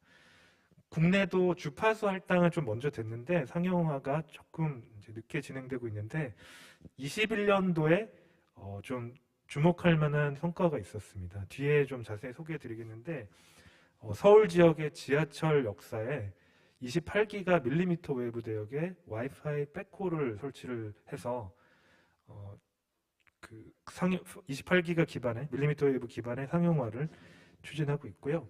이외에 호주나 유럽에서도 그 다음에 여러 주요 나라에서도 밀리미터 웨이브 기반의 5G 서비스를 계속 확장해 나갈 것으로 예상됩니다. 그래서 보시면 아까 말씀드린 모바일 FWA, 그 다음에 와이파이 백홀, 프라이빗 네트워크 같은 여러 가지 어플리케이션들이 주요 각 나라에서 진행이 되고 있습니다. 이 사례를 좀 하나 좀 소개해드리고 싶은데요. 이게 국내 이동통신 3사랑 정부가 협력하여서 지금 21년도 기준으로는 한 개 노선의 5개 역사에서 이 와이파이 백홀을 28기가 기반으로 이제 설치를 했고요. 올해는 계속 그 사업을 이어가서 그 5개 노선 190개 역사로 요 5G 백홀, 와이파이 백홀 사업을 진행하려고 합니다. 그럼 사용자 입장에서는 기존의 와이파이 속도보다 10배 빠른 인터넷 속도를 체감할 수가 있게 되는 그런 좋은 성과입니다. 앞으로 국내에서도 이런 좋은 성과들을 계속 이어나가면 좋을 것 같습니다. 계속해서 이제 더 저희가 발전할 수 있는 영역은 프라이빗 5G 네트워크가 될 것 같고요. 다양한 어플리케이션이 준비되어 있고 국내외 아까 미주나 그런 유럽 지역에서는 픽스드 와이어리스 기반의 5G도 계속 가속화될 것으로 생각됩니다. 이건 마지막 페이지인데요. 최근에 이제 코로나 팬데믹으로 인해서 많은 분들이 집에 머물러 있고 그 인터넷을 많이 사용하게 되면서 최근에 각광받고 있는 분야가 이 메타버스입니다. 잘 아시는 것처럼 뭐 게임이나 아니면 가상 공간 이런 것들을 이용해서 보시는 것처럼 신입생들 환영회라든지 아니면 연예인들 팬미팅, 그 다음에 신입사원들의 트레이닝 코스, 그 다음에 재택근무 같은 것들을 지원한 여러 어플리케이션들이 많이 각광받고 시장도 많이 커지고 있는데요. 이러한 다양한 메타버스 서비스를 위해서는 로우 레이턴시, 그 다음에 하이 스피드 기반의 밀리미터 웨이브 5G가 중요한 요소 기술이 될 것으로 기대됩니다. 네, 일단 금일 준비한 발표 내용은 여기까지입니다. 경청해 주셔서 감사합니다. 네, 5G 비한데도 발표해 주셨는데 질의응답 받겠습니다.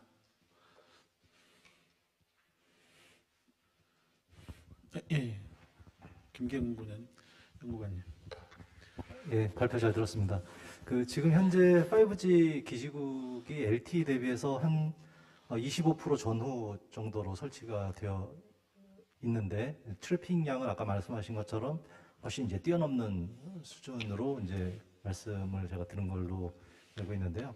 사실 이 라주 지역만 해도 이제 그 5G 폰을 사용을 하지만 LTE 우선 모드로 사용을 하는 게 대부분이고 아시는 것처럼 이제 NSA 모드가 SA가 아직 상용 안 됐기 때문에 NSA로 이제 사용을 하는데 순수 5G 모드의 데이터 트래픽 양은 한 어느 정도로 분석이 되시는지 궁금합니다.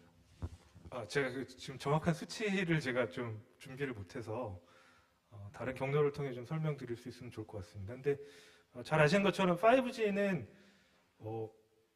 많은 분들이 기대하기에는 5G 온리의 속도만에 많이 중요하다고 생각을 하시는데 기존의 LTE 밴드도 이미 저희가 할당이 되었고 이동통신사들이 사용하지 않습니까? 그런 면에서 단순하게 5G 성능만을 가지고 5G 성능이 뭐 우수하다 안 우수하다 그렇게 말하기는 좀 어려울 것 같고 말씀하신 NSA 모드로 LTE NR이 이제 듀얼 커넥티비티 모드로 성능을 다 하는 것도 어떻게 보면 하나의 5G 성능 중에 하나로 좀 볼 수 있지 않을까 싶고요. 네, 준비하신 거에 대해서는 문의하신 정확한 수치에 대해서는 제가 미처 준비가 되지 못해서 별도 다른 경로를 통해 좀 설명드릴 수 있도록 하겠습니다. 네, 여기 담당 주무관님 계시니까 연구사님 계시니까 네. 요약해서 이렇게 받으면 될 것 같습니다. 네, 알겠습니다. 예, 글로벌 마켓에서 발표해 주신 이동우 박사님께 큰 박수를 부탁드립니다. 네, 저는 이제 여기까지 하고요. 섹션 2는 박희식 단장님께서 그 다음 연속해서 진행을 하겠습니다.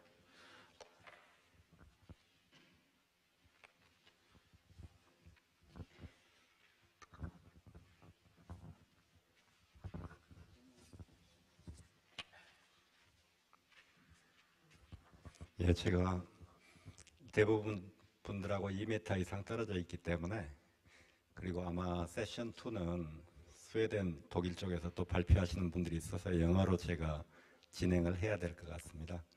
그리고 마스크를 쓰면 저는 별로 불편하지 않은데 안경이 자꾸 이렇게 안개가 껴가지고 말씀드릴 때는 좀 마스크를 받도록 하겠습니다. I think in this session we are having three presentations today. And firstly, let me introduce myself. My name is Kishik Park and working for PRIHD, Policy Research Institute for Human Dignity. And this afternoon, we have three presentations, as I said. The first presentation, the title is Eliminating 28 gigahertz 5G dead spot using 360 degrees beamforming antenna technology.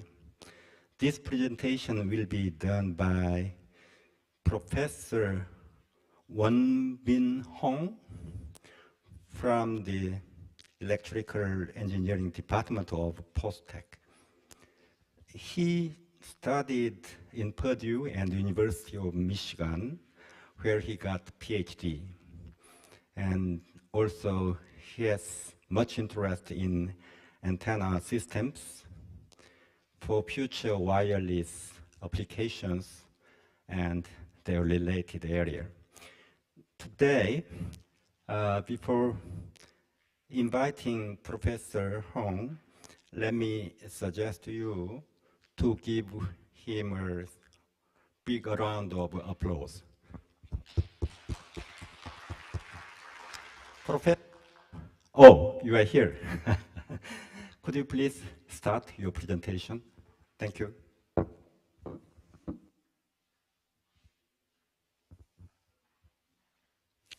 So, good afternoon, and thank you very much for the invitation. So, I think I have maybe about 15 minutes because we're running a little behind time. So, what I want to do today is just to, in the brief 15 minutes, just explain some of the research and development activities we have been engaging in the field of beyond 5G, namely in millimeter wave and sub-terahertz bands. So I think I made a slight mistake in my title, so it's not just confined to 28 gigahertz. So I think there's been a lot of discussions today on millimeter wave, so I'm going to skip the introduction. So we just had a great presentation, a number of great presentations based on the current activities of millimeter waves in terms of its business development, its rollout, and its measurement activities. And so I've been working on this topic for more than 10 years now, and there's been a lot of different user scenarios. I think we're still in the midst of trying to figure out what the best killer application would be. Now, so I'm going to skip all this stuff here. We already know that millimeter wave does suffer from higher attenuations than the sub-6 gigahertz, and this trend will be there for 6G if we do continue our path towards using terahertz bands and sub-terahertz bands for 6G and beyond 5G.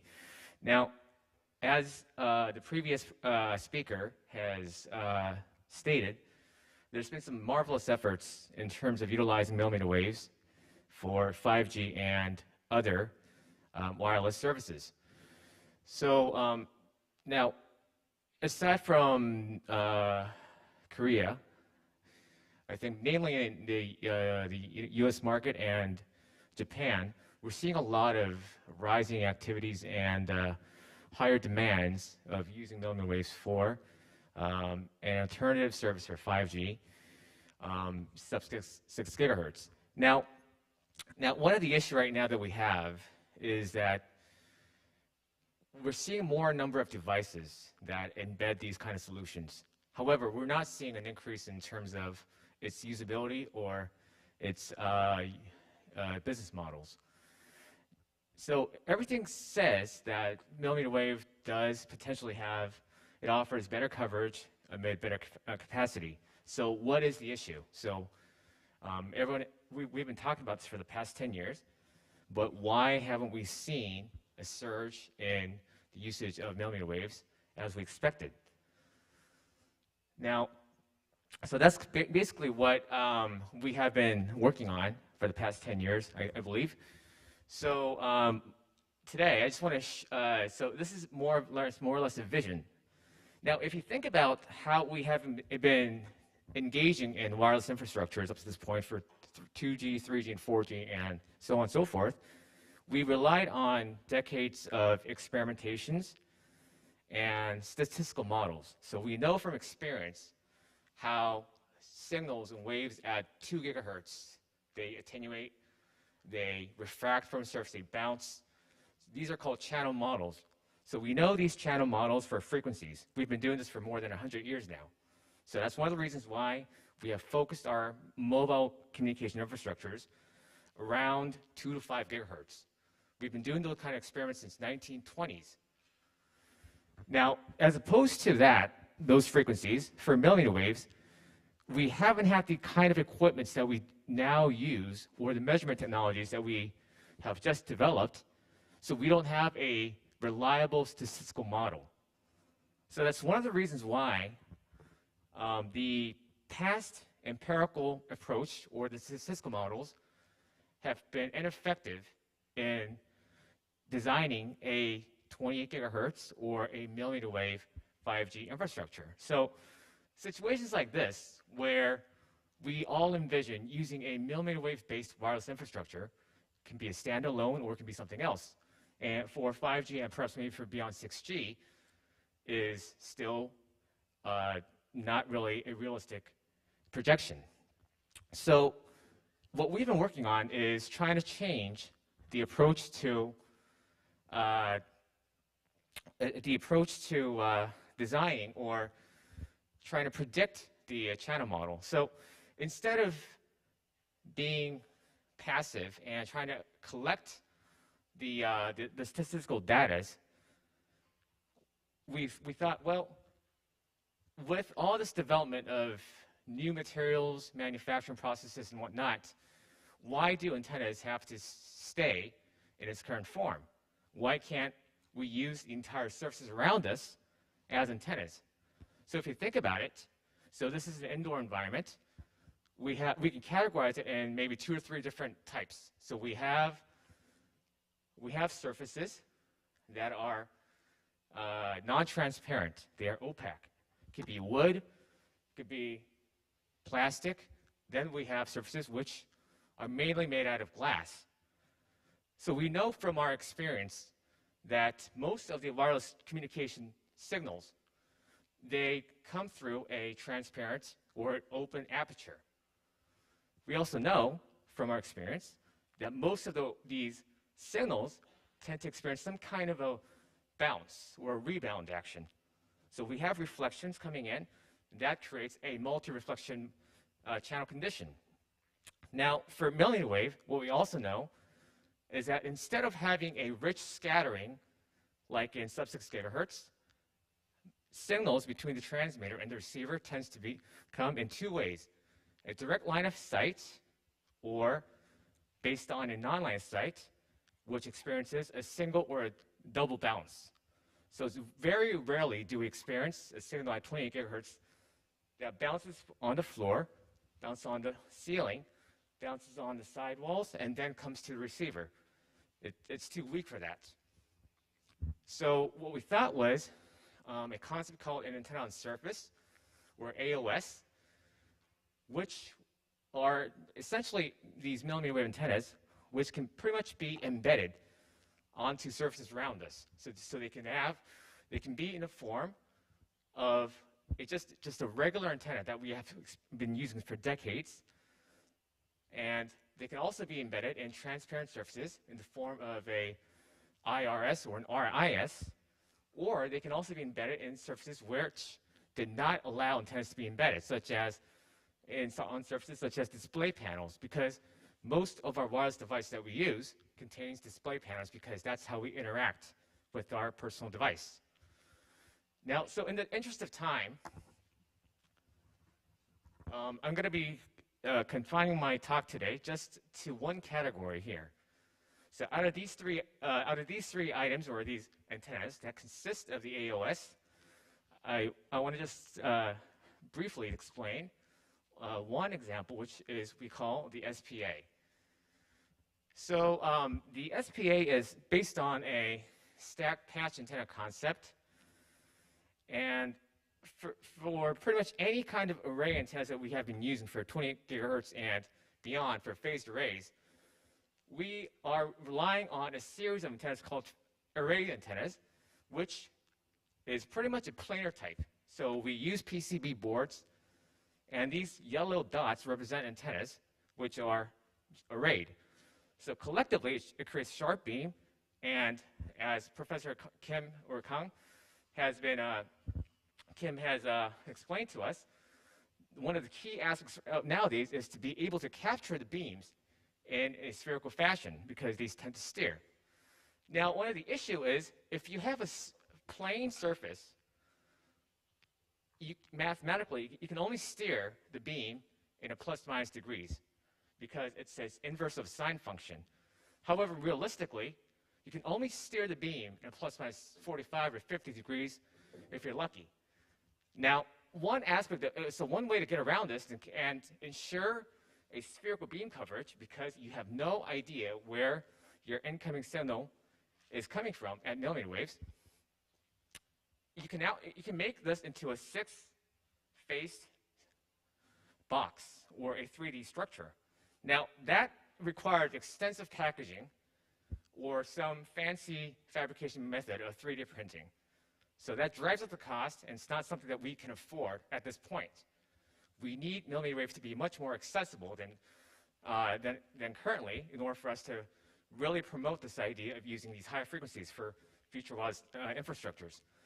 So one way we were able to get around this is we stick with the same topology, so it looks exactly the same, but instead we adopt a new concept which we are able to create a reverse current that is 180 degrees out of phase on the bottom.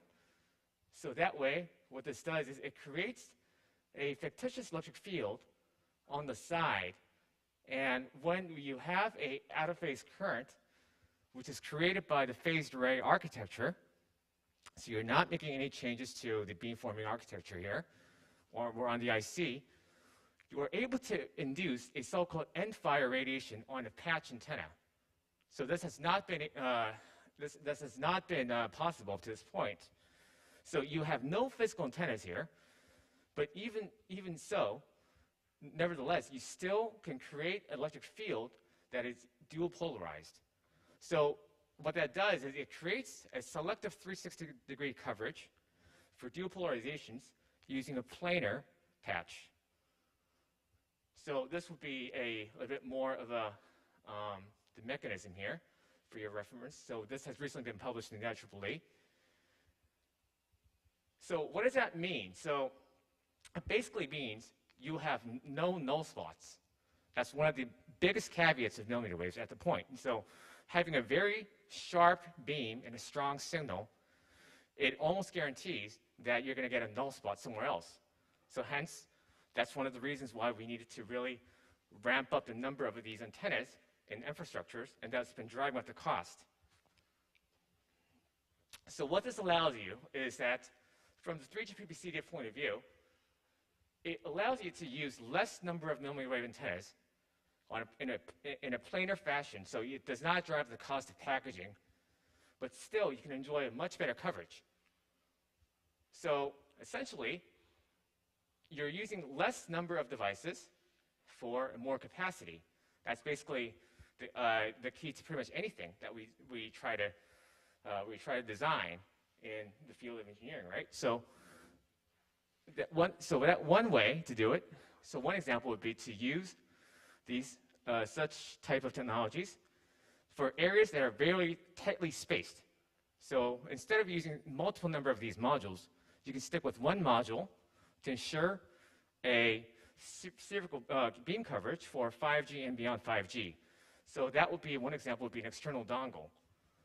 So if you think about it, pretty much any kind of wireless communications up to this point, Wi-Fi, 3G or 4G, they all started with some kind of an external device. Then it made their way inside a device later on. So why aren't we seeing that for 5G or millimeter wave, or why aren't we seeing those kind of efforts for 6G? So this is an example I'm not quite sure whether if I can play the video.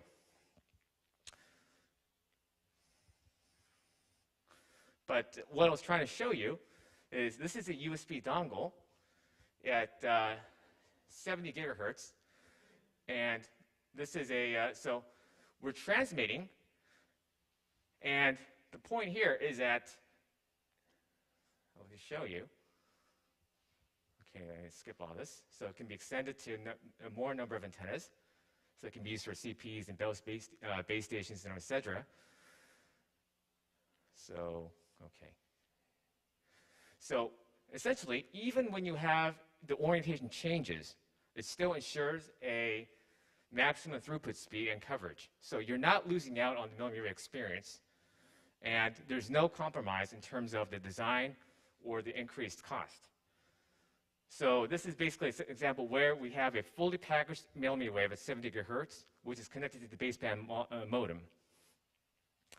So these can be used, once again, on infrastructures as well for 5G and beyond 5G. So these are things that we've been looking into in terms of the research.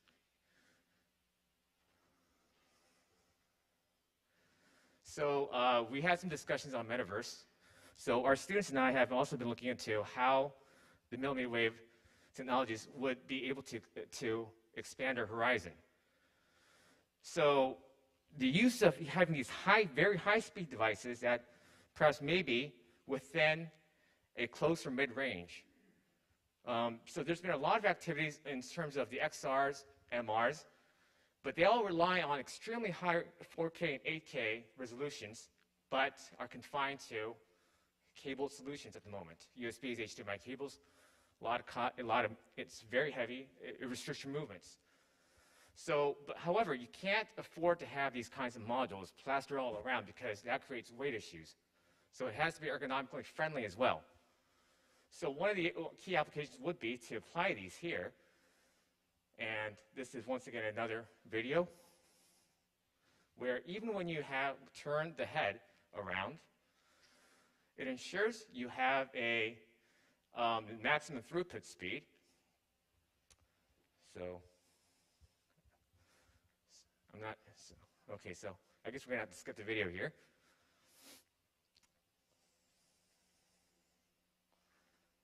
Okay, so this is my last slide. So I guess what I was trying to say was we're not there yet, but we've been looking into, we believe that there are ways for us to overcome the current limitations of millimeter waves and really deliver the true experience or the true immersive and low latency experience that we all have been looking forward to for the past 10 years. So I think this really underlines the importance of having a antenna measurement system that offers a 360 spherical coverage in rapid motion. So I want to congratulate Professor Kim, Professor Oh, and Professor Jung once again for their wonderful achievements. And this is the end of my talk. Thank you. Thank you very much, Professor Hong. If you have any questions for his presentation, please raise your hand.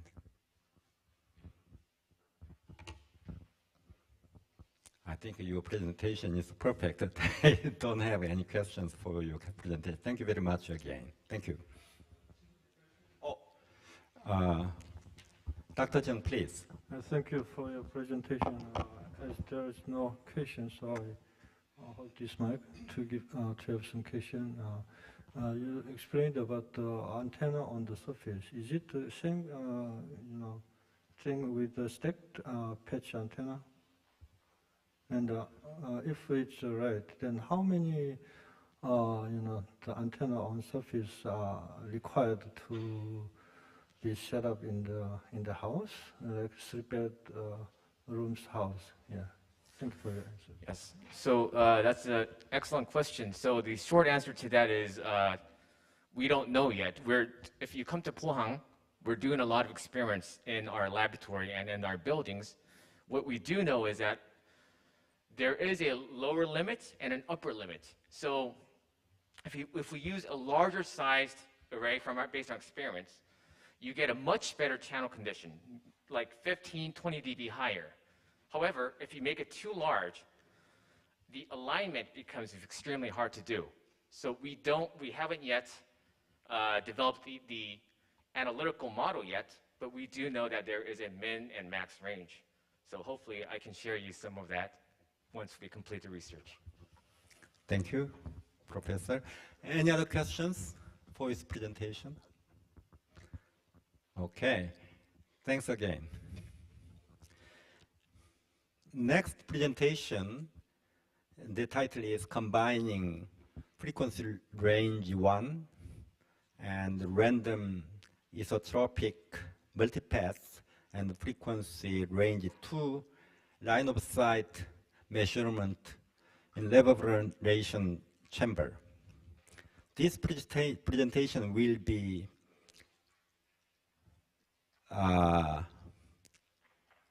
done through some Zoom because the presenter is in Sweden. Mr. John Kvanstrand, I'm not sure the pronunciation is right in Sweden, some Swedish that is good. Thank you. people. And he is working for Blue Test in Sweden. Mr. Kvanstrand, are you ready? Yes. Okay. Let me share my screen here and see if we get the technical things working. Mm-hmm. Okay. Can you see my screen here now? Yeah, we see. We can see. Oh. Yeah. Let No me see. I put it in full screen here. Okay.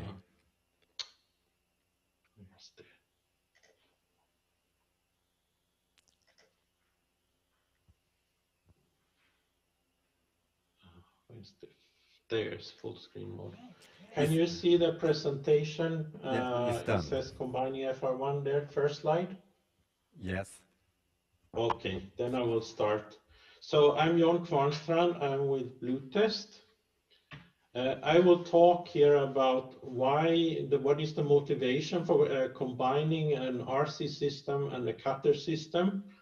How is our cutter system different from the conventional cutter? How did we do to design this system? What to do about residual reflections in the system? I will show some results from antenna pattern measurements and TRP using the cutter method and also RC techniques for TRP measurements in FR2. I understand time is short, so I will try and be fast here in my talk.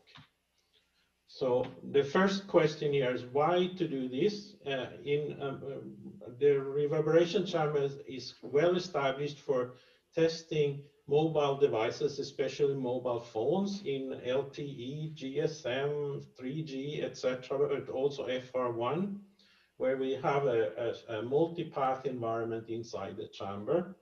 But for FR2 measurements, directive measurements are more and more important. So it's desired to measure antenna patterns, EIRP and EIS.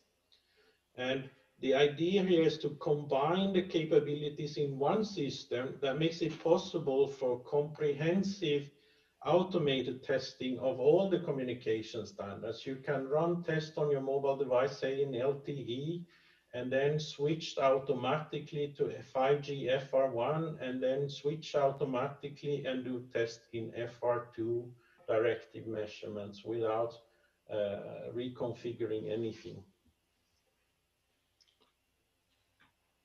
So contrast to a conventional cutter system, a conventional cutter system is normally built in an anechoic chamber.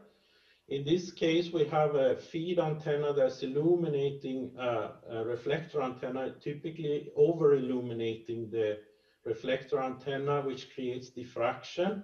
The diffraction is managed with rolled edged or with serrated edges to get the clean, quiet zone. In the reverberation chamber, we don't have the luxury of absorbing spillover radiation with absorbers, so we under-illuminate the reflectors, and we use shaped surfaces to restore a a plain phase front and a low amplitude variation over the quiet zone.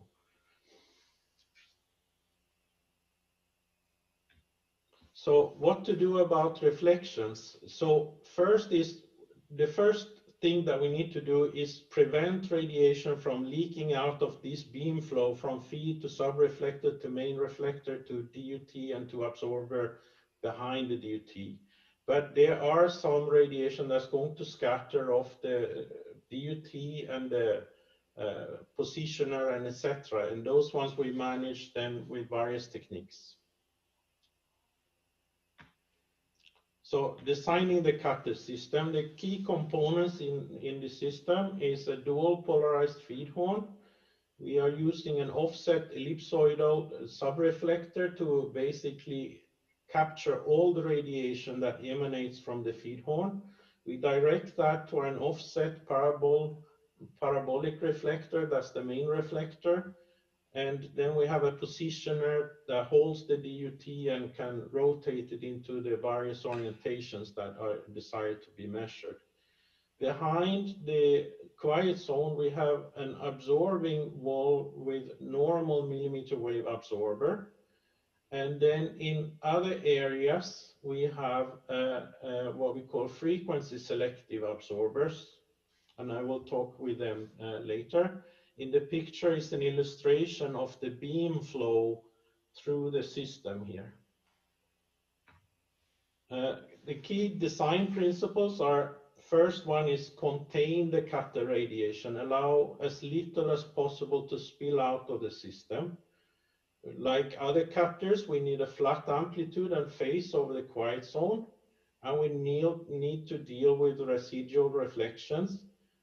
We also want this system to work still as a normal reverberation chamber, so we need to minimize the impact on the rimmed field in the chamber.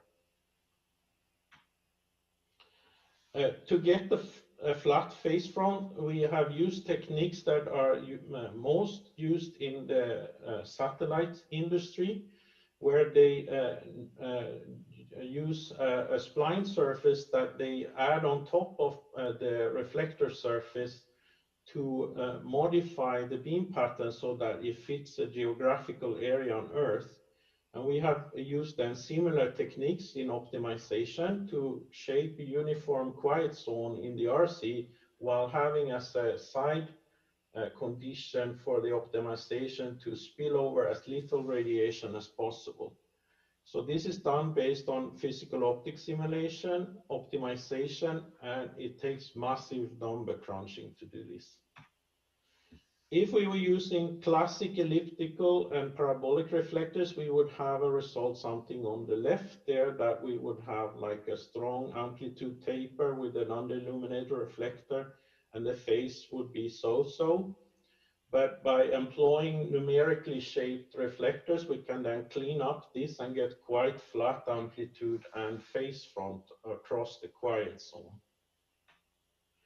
Here are some simulation pictures. We have a ray trace and we have physical optics simulations to show how we contain the field. Here's other views from top and from the left. Here's other plots. Here's the reflector illumination that shows how we illuminate the sub and the main reflector. And here's the quiet zone there showing the uniformity of the amplitude and the cross-pole performance. Here's cuts through the quiet zone in simulation at 28 gigahertz. So this is the phase and the amplitude that we get in simulation. And then in the reverberation chamber, we have to deal with the residual reflections, and this is worth some discussion. There are some ways to remove reflections here that requires no added measurement time. And the first one is we simply eliminate simple reflection paths in the chamber. And we find paths experimentally using time domain VNA and a paddle and see where we put the paddle to break paths. We can do smoothing over frequency because the bandwidths in FR2 are wide and the ripples from reflections in the chamber are much more dense. So averaging effectively reduces their impact. And we also use some absorbers. We use the frequency selective absorbers, and we put them where they help the most, which is in the azimuth plane. There's also possibility of reducing reflections with things that take longer time. We can do averaging over several mode stir configurations. And you can also move the DUT with a slider to reduce reflections.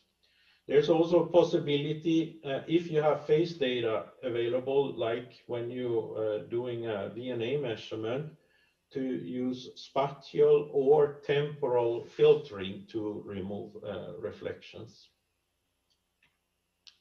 On the frequency selective absorbers, the main coupling between the cutter line of sight and reflections in the chamber is the DUT and the positioner tower there. Those are the things that scatter out signal out from our carefully controlled beam path there.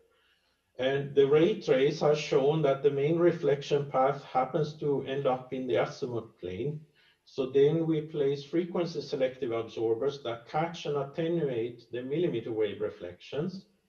And these are made with a hexagonal grid, a metallic grid with a hole size adapted then to pass FR2 radiation and reflect FR1. So we maintain a highly reflective environment and have an absorbing environment at the millimeter wave. So we built and we tested, and here are some results from the quiet zone measurements. We used this method to verify the quiet zone. We placed the horn at different radial distances on our positioner. And then we used the Ludwig III polarization computation to look at the results. And the results are in the next slide here. So we can see here the different angles over the quiet zone and different radial distances then on the x-axis here.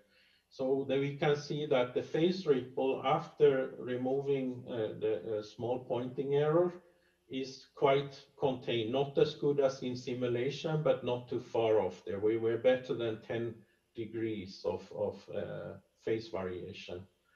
And typical variation in amplitude ripple here is a standard deviation of 0.3 to 0.4 of a dB.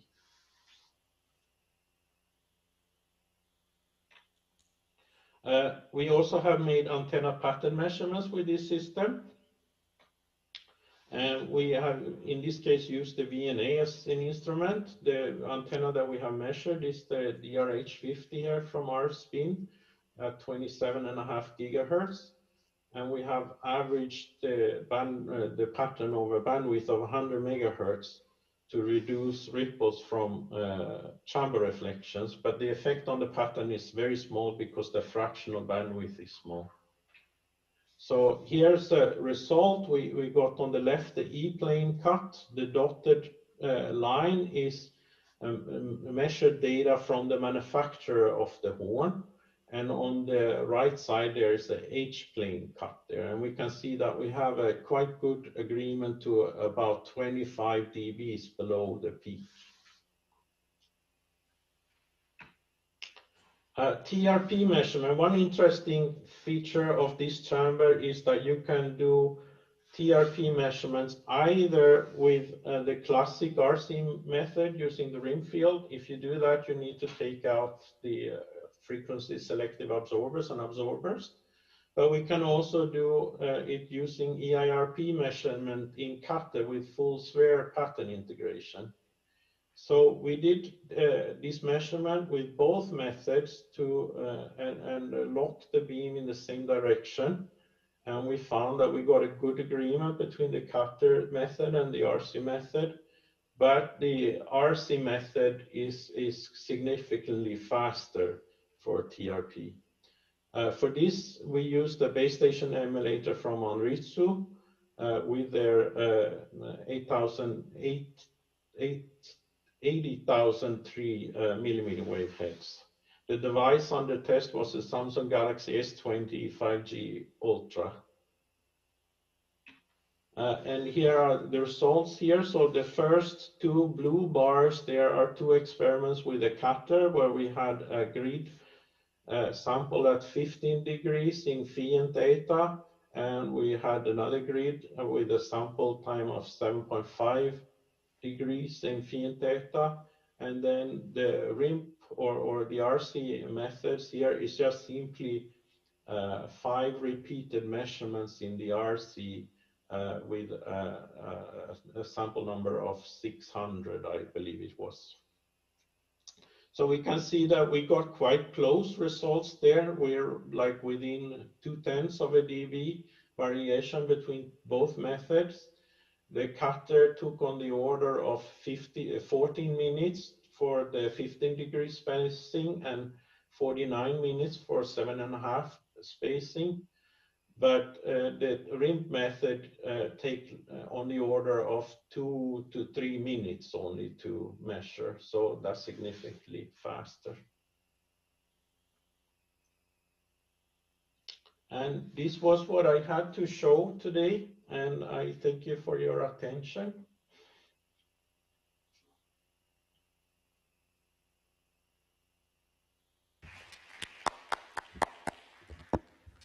Thank you very much, Mr. Kvanstrand. If you have any questions for this presentation, please. Please. Mr. Kvanstrand, you are hearing us? You can hear? Yes, I can hear you. Please.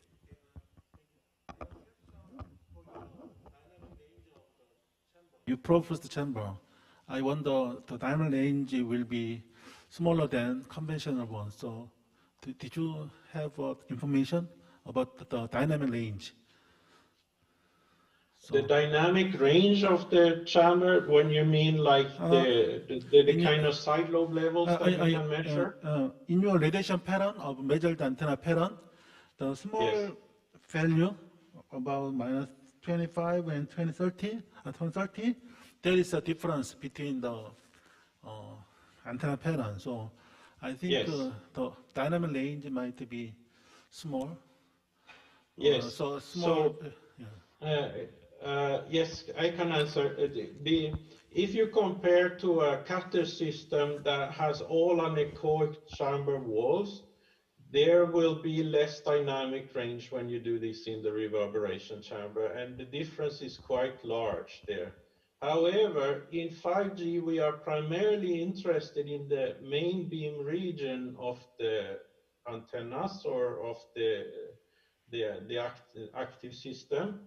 And there, the impact is quite small, as we can see there. So yes, like 25 dBs and below, the pattern does degrade in this measurement. While if you were using a conventional cutter system that is well designed, you might be able to measure maybe down to -50, -60 dB levels, or even better, depending on how sophisticated the system is. And this is because there will be some reflections left in the chamber. There's no doubt about that. Thank you, Professor, and thank you, Mr. Kvanstrand. Any other questions? Okay, please. Lady sitting over there.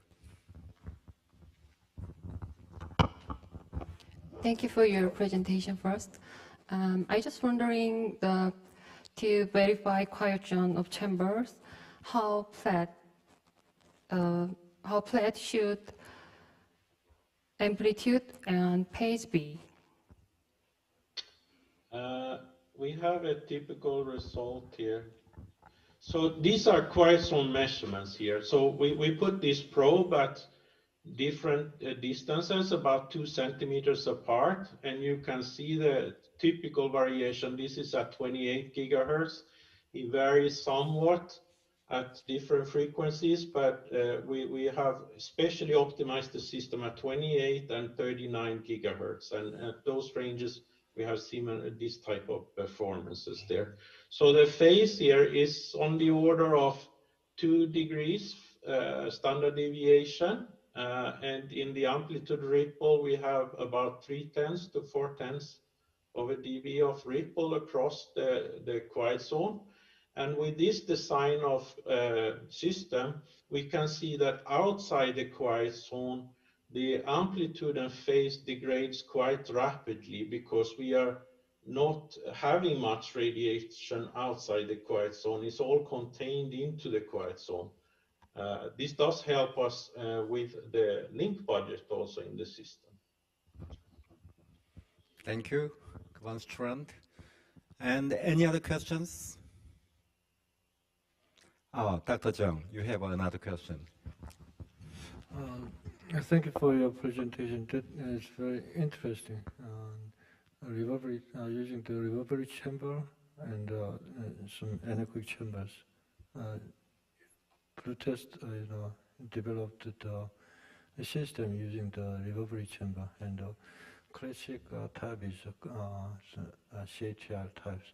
What is expensive in developing the RC chamber? What is expensive? We consider the cost effectiveness.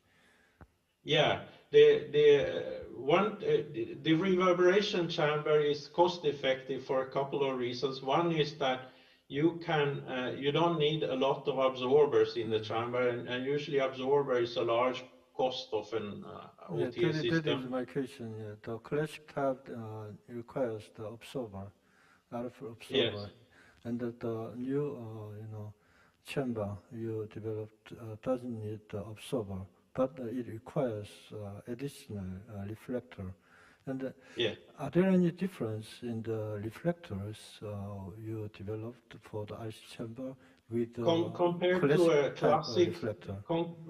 Compared to a classic cathode system, the main difference here is that we start with this classic shape, the elliptical and the parabolic surface. And then we add a spline deviation on these surfaces, and we use a numerical optimizer to modify that shape there so that the phase front and the amplitude becomes flat inside the whole quiet zone. And we also put an additional condition in the optimization that basically no radiation should spill outside of the system. Yeah. So that is my question. So to use such reflectors, and you also need the main reflector and the sub-reflectors for your chamber. So I think that is more expensive than using the classic type, only one reflector with RF observers. Yeah, so the main, like in manufacturing cost, I think is about the same because the amount of surface is about the same. But of course, the development effort that goes into our reflectors is larger than what you would do for a classical antenna system. So in most cases, cathode systems, they are built like custom installation at every place there for every customer, while our systems are more or less standardized, so we can use the same solutions for many customers, and they are adapted to fit precisely our chamber, but if you want to adapt them to something else, there's a larger design effort in making a different geometry where you have to re-optimize the spline surface and so on there.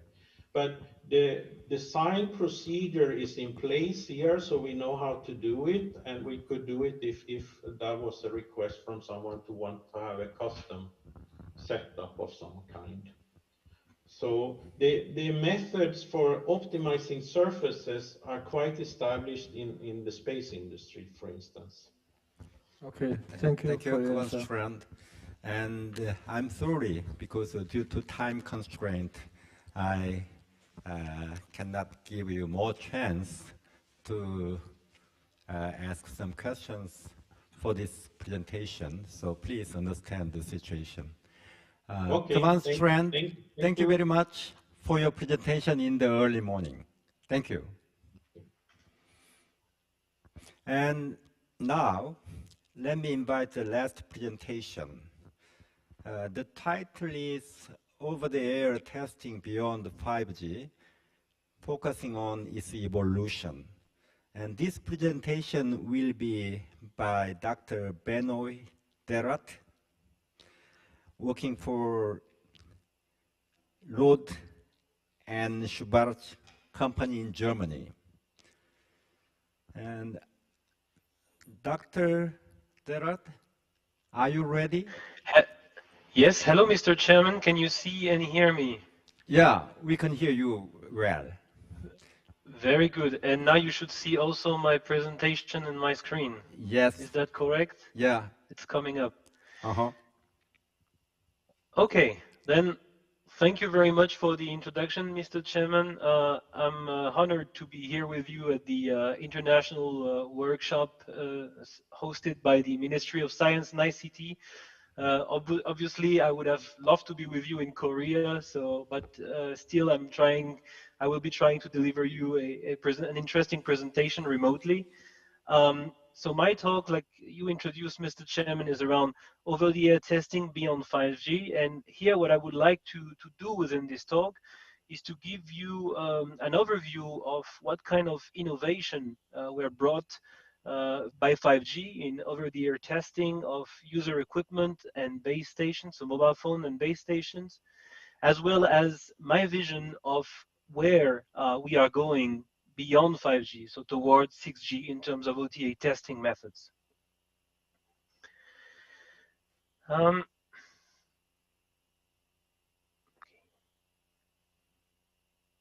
Sorry, okay. First of all, I mean, as the previous presenters already highlighted, there was a paradigm shift in wireless device testing. Before 5G, we saw a large majority of testing which were conducted, and eventually a few separate antenna measurements. That was the case for both base station and mobile phones. And then we would have only a limited set of test cases over the air, EIRP, EIS, TRP, TIS, but all in all, very limited. With 5G, because of the way the devices got integrated, the front end and the antenna together, especially at millimeter wave, but also in FR1, and all these beam steering capability, it became almost impossible in many cases to separate the antenna from the front end. So a majority of the system-oriented tests, not only the test of the antenna, but also the test of the transceivers, had to be shifted towards over-the-air testing, and that had to be done in the far field in anechoic chambers. And so that really grew from what we saw from our customer, the testing capacity needs in OTA by a factor of 10 or more, which meant in the end, if we wanted to enable the 5G technology with our customers, we needed to innovate in the world of OTA, because it was not possible to multiply the number of large anechoic chambers for far field testing by a factor of 10 and all the facilities worldwide that would develop such technologies. So really, innovation became a necessity in 5G. And so, as I said, most of the innovation was driven towards making OTA testing capabilities, which would be floor space efficient, which would be as economical as possible, eventually multifunctional, because if you can converge several functionalities in one chamber, then you also save space and money, and compatible with quiet zone versus the dynamic range requirements. So we would like to have large quiet zones, but on the other hand, we would like to have as short cables as possible. So there's kind of eventually a contradiction here. And so we had to play with all these parameters. And because of this, 5G has driven really thousands of publications and patents in OTA measurements. And the question that I would like to raise here after going through an overview of these 5G innovation is, how do we expect OTA techniques to evolve towards 6G? So first of all, giving you a rapid overview on key findings in 5G and innovations. I want to first show that there was in this race towards, or in this challenge of trying to make the over-the-air testing systems more compact, the far-field testing systems more compact. One of the first things we looked at Rodenschwarz, and that the industry also got really interested in, was that in the end, we realized that the typical far-field test distance, which is based on this Fraunhofer criterion, is an overkill for most of the test cases we are interested in. And especially we demonstrated, and this is one of the publications that we had in an international journal, a peer-reviewed journal, we showed that we could get very accurate far-field measurements at distances which are much shorter than the Fraunhofer distance. You have the formula here, but I don't want to spend too much time on the formula. Just give you an idea of what it tells you. If you have a 1.4 meter aperture base station at 1.88 gigahertz, a typical Fraunhofer distance criterion will tell you that you need a range length of 25 meters to test this base station over the air. But with this new far-field distance that we demonstrated, this is reduced by a factor of 5 to only 5 meters. And so showing you that this distance is now getting accepted, we are actually running an activity with the C63 Standardization Committee to redefine a measurement test distance for determining EIRP and TRP of active antenna systems based on these new criteria. So this will be used in the future. That's our vision here for regulatory testing. Another way to make the OTA test ranges much more compact that we also worked heavily on was plane wave synthesis. Plane wave synthesis is the idea that if you use an antenna array like this one, this is our PWC200, you can play eventually with amplitudes and phases of the signals at each of the antennas here to combine the field from all these antennas. And when these fields interfere with each other, then create in a very short distance a planar wavefront. It looked very futuristic when we brought this technology in 2019 to the market. I mean, it used to also be discussed in the 50s or so, but nobody before came up with a real commercial product for enabling this. But after some effort of demonstrating the performance, and here you see some amplitude and phase variations in the quiet zone at 28 gigahertz. I don't want, not at 28, sorry, in the FR1 range, in the FR at 3.2 gigahertz. I don't want to spend so many details, but what you can see here is the performance we achieve with this plane wave synthesizer would be the same performance as a large commercial compact antenna test range, but in a very short distance. So for example, here you see this antenna, which measures also the quiet zone quality, is located only at around 2 meters from the plane wave synthesizer. And at 2 meters, we are able to create up to 1.3 meter quiet zone. And so with the same performance of a compact antenna test range in the quiet zone, we are able to reduce the footprint by almost a factor of 2 and the overall chamber volume by almost a factor of 3. And working gradually to demonstrate this technique, we managed to get this approved by 3GPP as a method for base station conformance testing for these 1.0 base stations.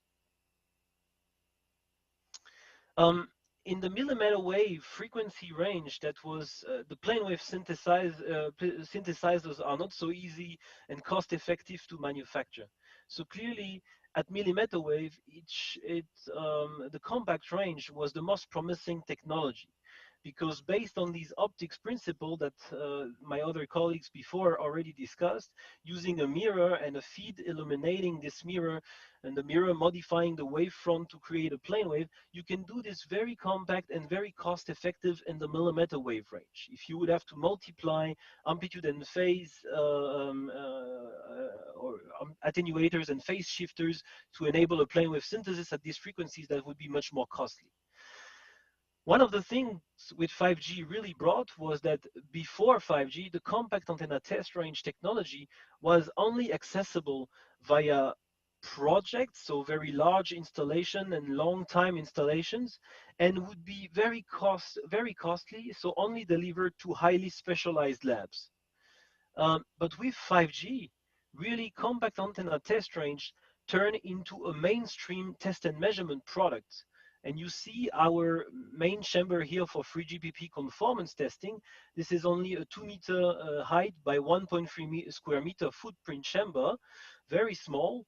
And in this small chamber, where you have the reflector here, the feed there, and the positioner where you place the DUT here, you can enable 30 centimeter quiet zone and even 40 centimeter in our latest update, with feed switching in the back, which enables a coverage from 6 to 90 gigahertz for in-band and out-of-band testing. And even we combine more functionalities, by the way, and that's based on the 3GPP requirements, that we can integrate a thermal chamber within the OTA chamber to test the device radiation performance in different temperature conditions. So all of this integrated in a very compact product that can be shipped and installed in a day at any facility. One of the topic that we worked on was really to make this product available, how to, again, maximize the space efficiency of the chamber. And if you look at typical criteria for compact antenna test ranges that you would find in the literature, to enable a 30 centimeter quiet zone, which is the requirement you have in 3GPP for testing user equipment, you would typically need a range length here, or let's say a separation between the reflector and the quiet zone of about 180 centimeter, and that's imposed by the focal length and other criteria. So a total chamber length of around 2.4 meter, and in addition, the classical arrangement would be a horizontal one. But at Rohde & Schwarz, we realized that in the end, our customers were not so much constrained by the height in their facilities, but more by the surface footprint. So for the first time, we decided to make a vertical Qatar. That's what you saw on the previous slide. In addition, we also developed our own software for optimizing together the feed and the reflector arrangement. And with this, we could even push further the boundaries of how compact you can make this. So you see 2.4 meter from the literature, we made it become 2 meter for a 30 centimeter quiet zone. And now, as I said before, we have a 40 centimeter quiet zone in the same height. So a factor of 3 of space reduction compared to a state-of-the-art Qatar. And the last innovation we brought up with 5G, or that 5G really pushed for, as you may know, in 3GPP, there is a kind of test which is called radio resource management, or RRM, for user equipment, which tests the device, the mobile phone, as a measurement device, as a network measurement device. So for example, when your mobile phone, when you move around with your mobile phone in the street, your mobile phone observes several base station signals and must select between the different signals the one that gives the best reception. And so that's constant measurement operations that the device is conducting.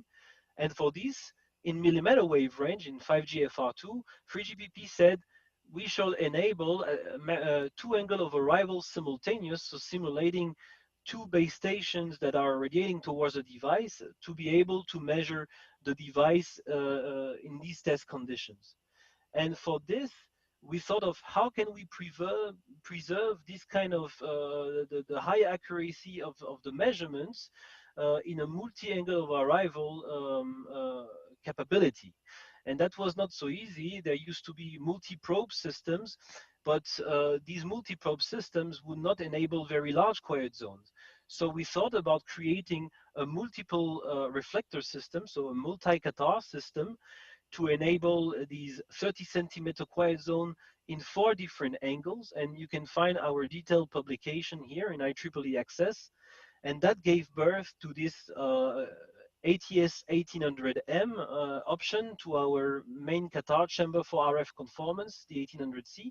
You can see this RF conformance chamber in the middle, and then we add 2 side chambers With 3 more reflectors, the feeds are located at different positions, that those 2 you see and the last one you don't see. And with this, we can generate 4 different beams, and combining these 4 different beams 2 by 2, you can generate up to 5 angular difference for 2 simultaneous signals. And that's a unique solution that we enabled. Now, the question I want to ask is, what kind of evolution can we expect for antenna and OTA measurements towards 6G after all these innovations which were carried out in 5G? So getting beyond 5G, as you know, there is a topic around going beyond 100 gigahertz. Well, first, there will also be 6G below 6 gigahertz, and we should not forget that. That will be probably an important part of 6G. But for this, we don't see maybe a revolution coming up, so to speak, because 5G antenna measurement and OTA solutions will still be valid. Obviously, there are now these above 100 gigahertz, so these sub-terahertz communication, especially in D-band and G-band, up to 170 and 220 gigahertz. And there we might need some adaptations, obviously. We don't expect somehow the devices to change really their size. I mean, there are constraints for the mechanical size of the base station and of the mobile phones.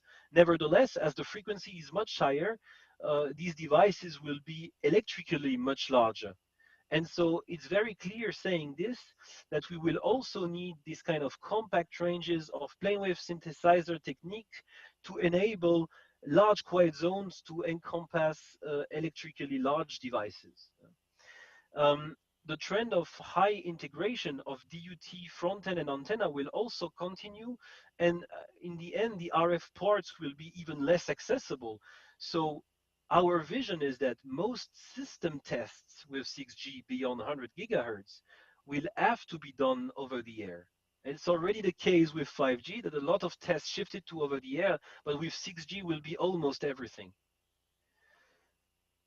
In terms of evolution of chambers for 6G in antenna measurement, we don't see really major evolutions coming up. I mean, in the end, yes, we will need high DUT probe positioning, high DUT and probe positioning accuracy, which means maybe high precision mechanics, which we anyway already had for 5G, maybe laser compensated mechanical errors. Clearly, the RF propagation in the cables at 6G or beyond 100 gigahertz will be a dynamic range killer. So we will have to reduce the RF paths as much as possible, and most likely direct frequency conversion, so making measurements over IF instead of much lower frequencies, instead of making measurements over RF, will be a must. And so, but in general, besides that, it will not be so major changes. Yes, as devices will be large, when we do direct spherical scanning of the devices, most likely those devices will be in the near field, or the test probe will be in the near field of the device, so we will need to apply near field to far field transformation. And this will require, for example, that we are able to maintain phase coherence between frequency converted paths. But this is nothing we don't know how to do. And I'm showing you an example, actually showing you that there is a natural path of evolution from 5G antenna measurement to 6G antenna measurement. We took our 5G chamber ATS1000, which is made for antenna testing at millimeter wave. You can see how it is inside. You have this distributed axis system, which the arm here moves in elevation with the probe at the tip, and the device is placed here on a rotator which moves in azimuth. And with this, you can make a full spherical scanning of the device on the test. And what you see here, and we did, is that we replaced our typical 5G probe by a D-band probe, which is able to cover 110 to 170 gigahertz. And here you actually see a D-band DUT. So we transform our 5G chamber in a 6G chamber and wanted to see how accurate of a measurement we can obtain. The concept of the probe we enabled here is basically a square horn antenna plugged into an auto mode transducer for separating the two polarizations, with direct frequency conversion and only one cable running for each polarization, the IF and LO going together through the same cable after going through a diplexing stage. And you can see here that we are using Hayes harmonic mixers, which enables testing at only 50 megahertz. Obviously, when you carry the signals here at 50 megahertz, then you can expect very low attenuation and hence very good dynamic. So that was the first test we wanted to make. And here you can see the kind of dynamic range we were able to obtain with this arrangement. Oh, I forgot to say that here you have about 50 centimeter range length between the DUT and the probe. So 1 kilohertz resolution bandwidth, 0 dBi normalized radiated power measurements. You can see here the level, the noise floor of our ZNA 43 at these frequencies.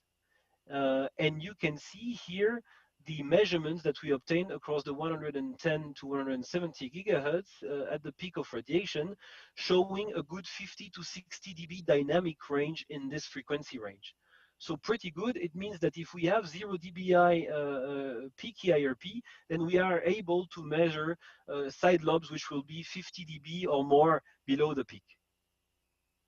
And we showed some measurement results. These are also published for this antenna, where you can see here different cuts, this E-plane or H-plane cut at different frequencies, 110, 140, 170 gigahertz.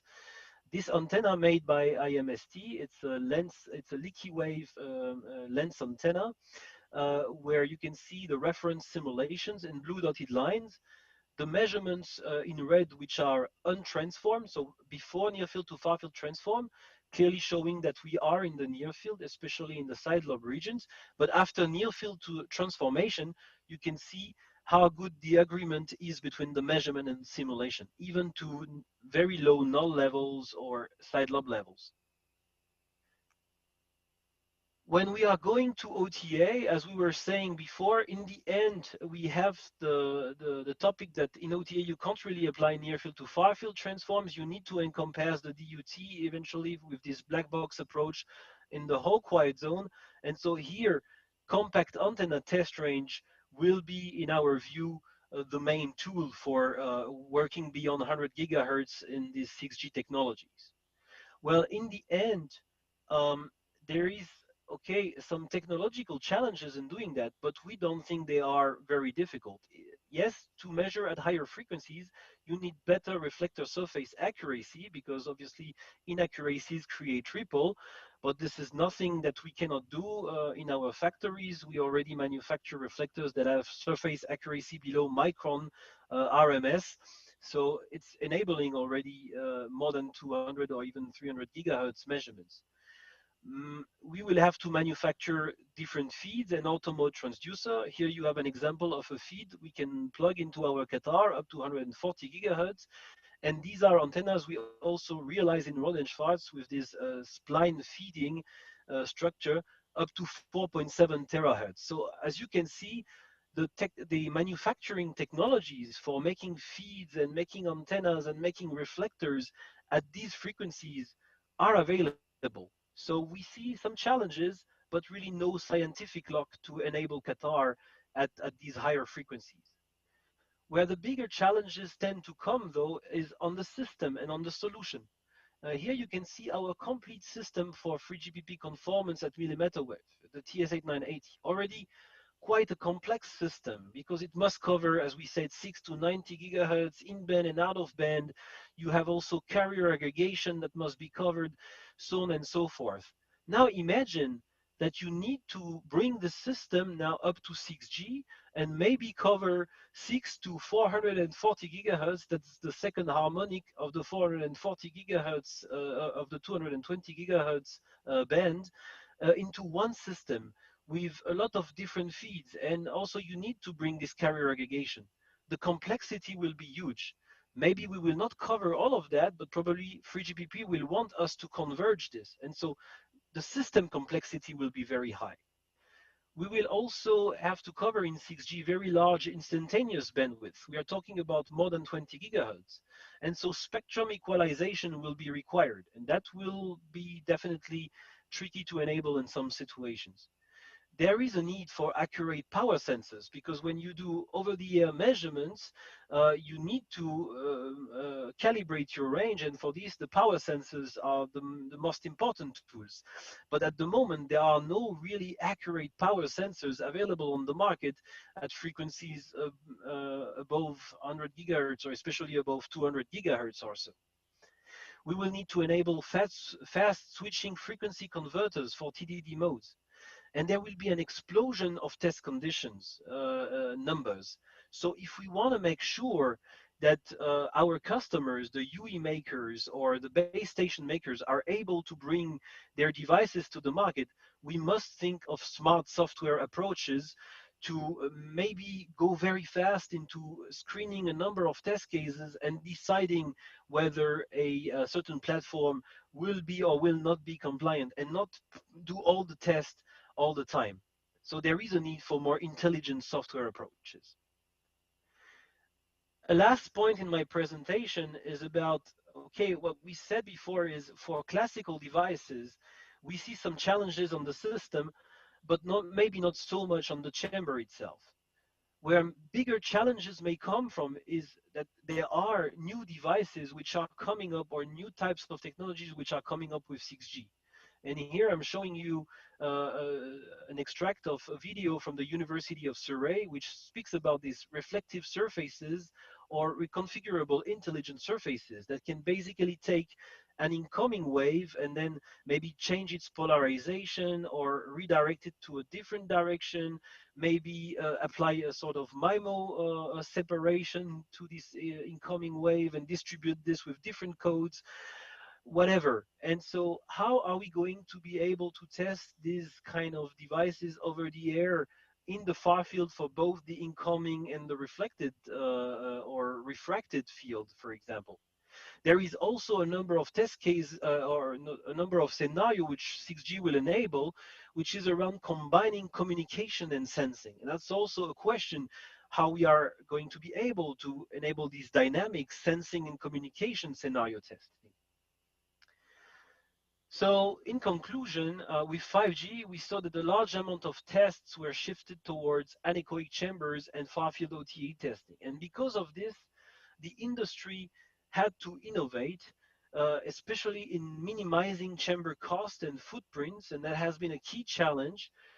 This has driven, like we showed before, significant technology innovations, like these shorter effective far-field test distance, the plane wave synthesizers that had to be enabled for base station testing, the extremely low footprint compact antenna test range, or even multi-reflector compact antenna test range.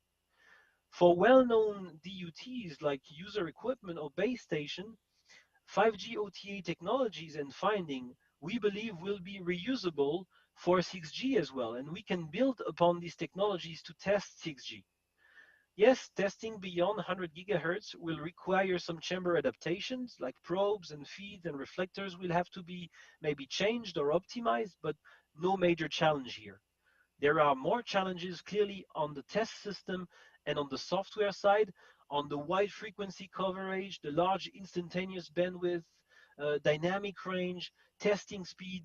All of this will create some system and software challenges. And last but not least, we believe that more inventive steps will be required to test the new kinds of devices, like these reconfigurable surfaces, or to enable this dynamic usage condition testing, like communication and sensing together. And with this, I want to thank you for your attention, and I'm open for your questions. Thank you very much. Thank you very much, Dr. Darat. Okay. Finally, let me ask you, have any questions? Raise your hand.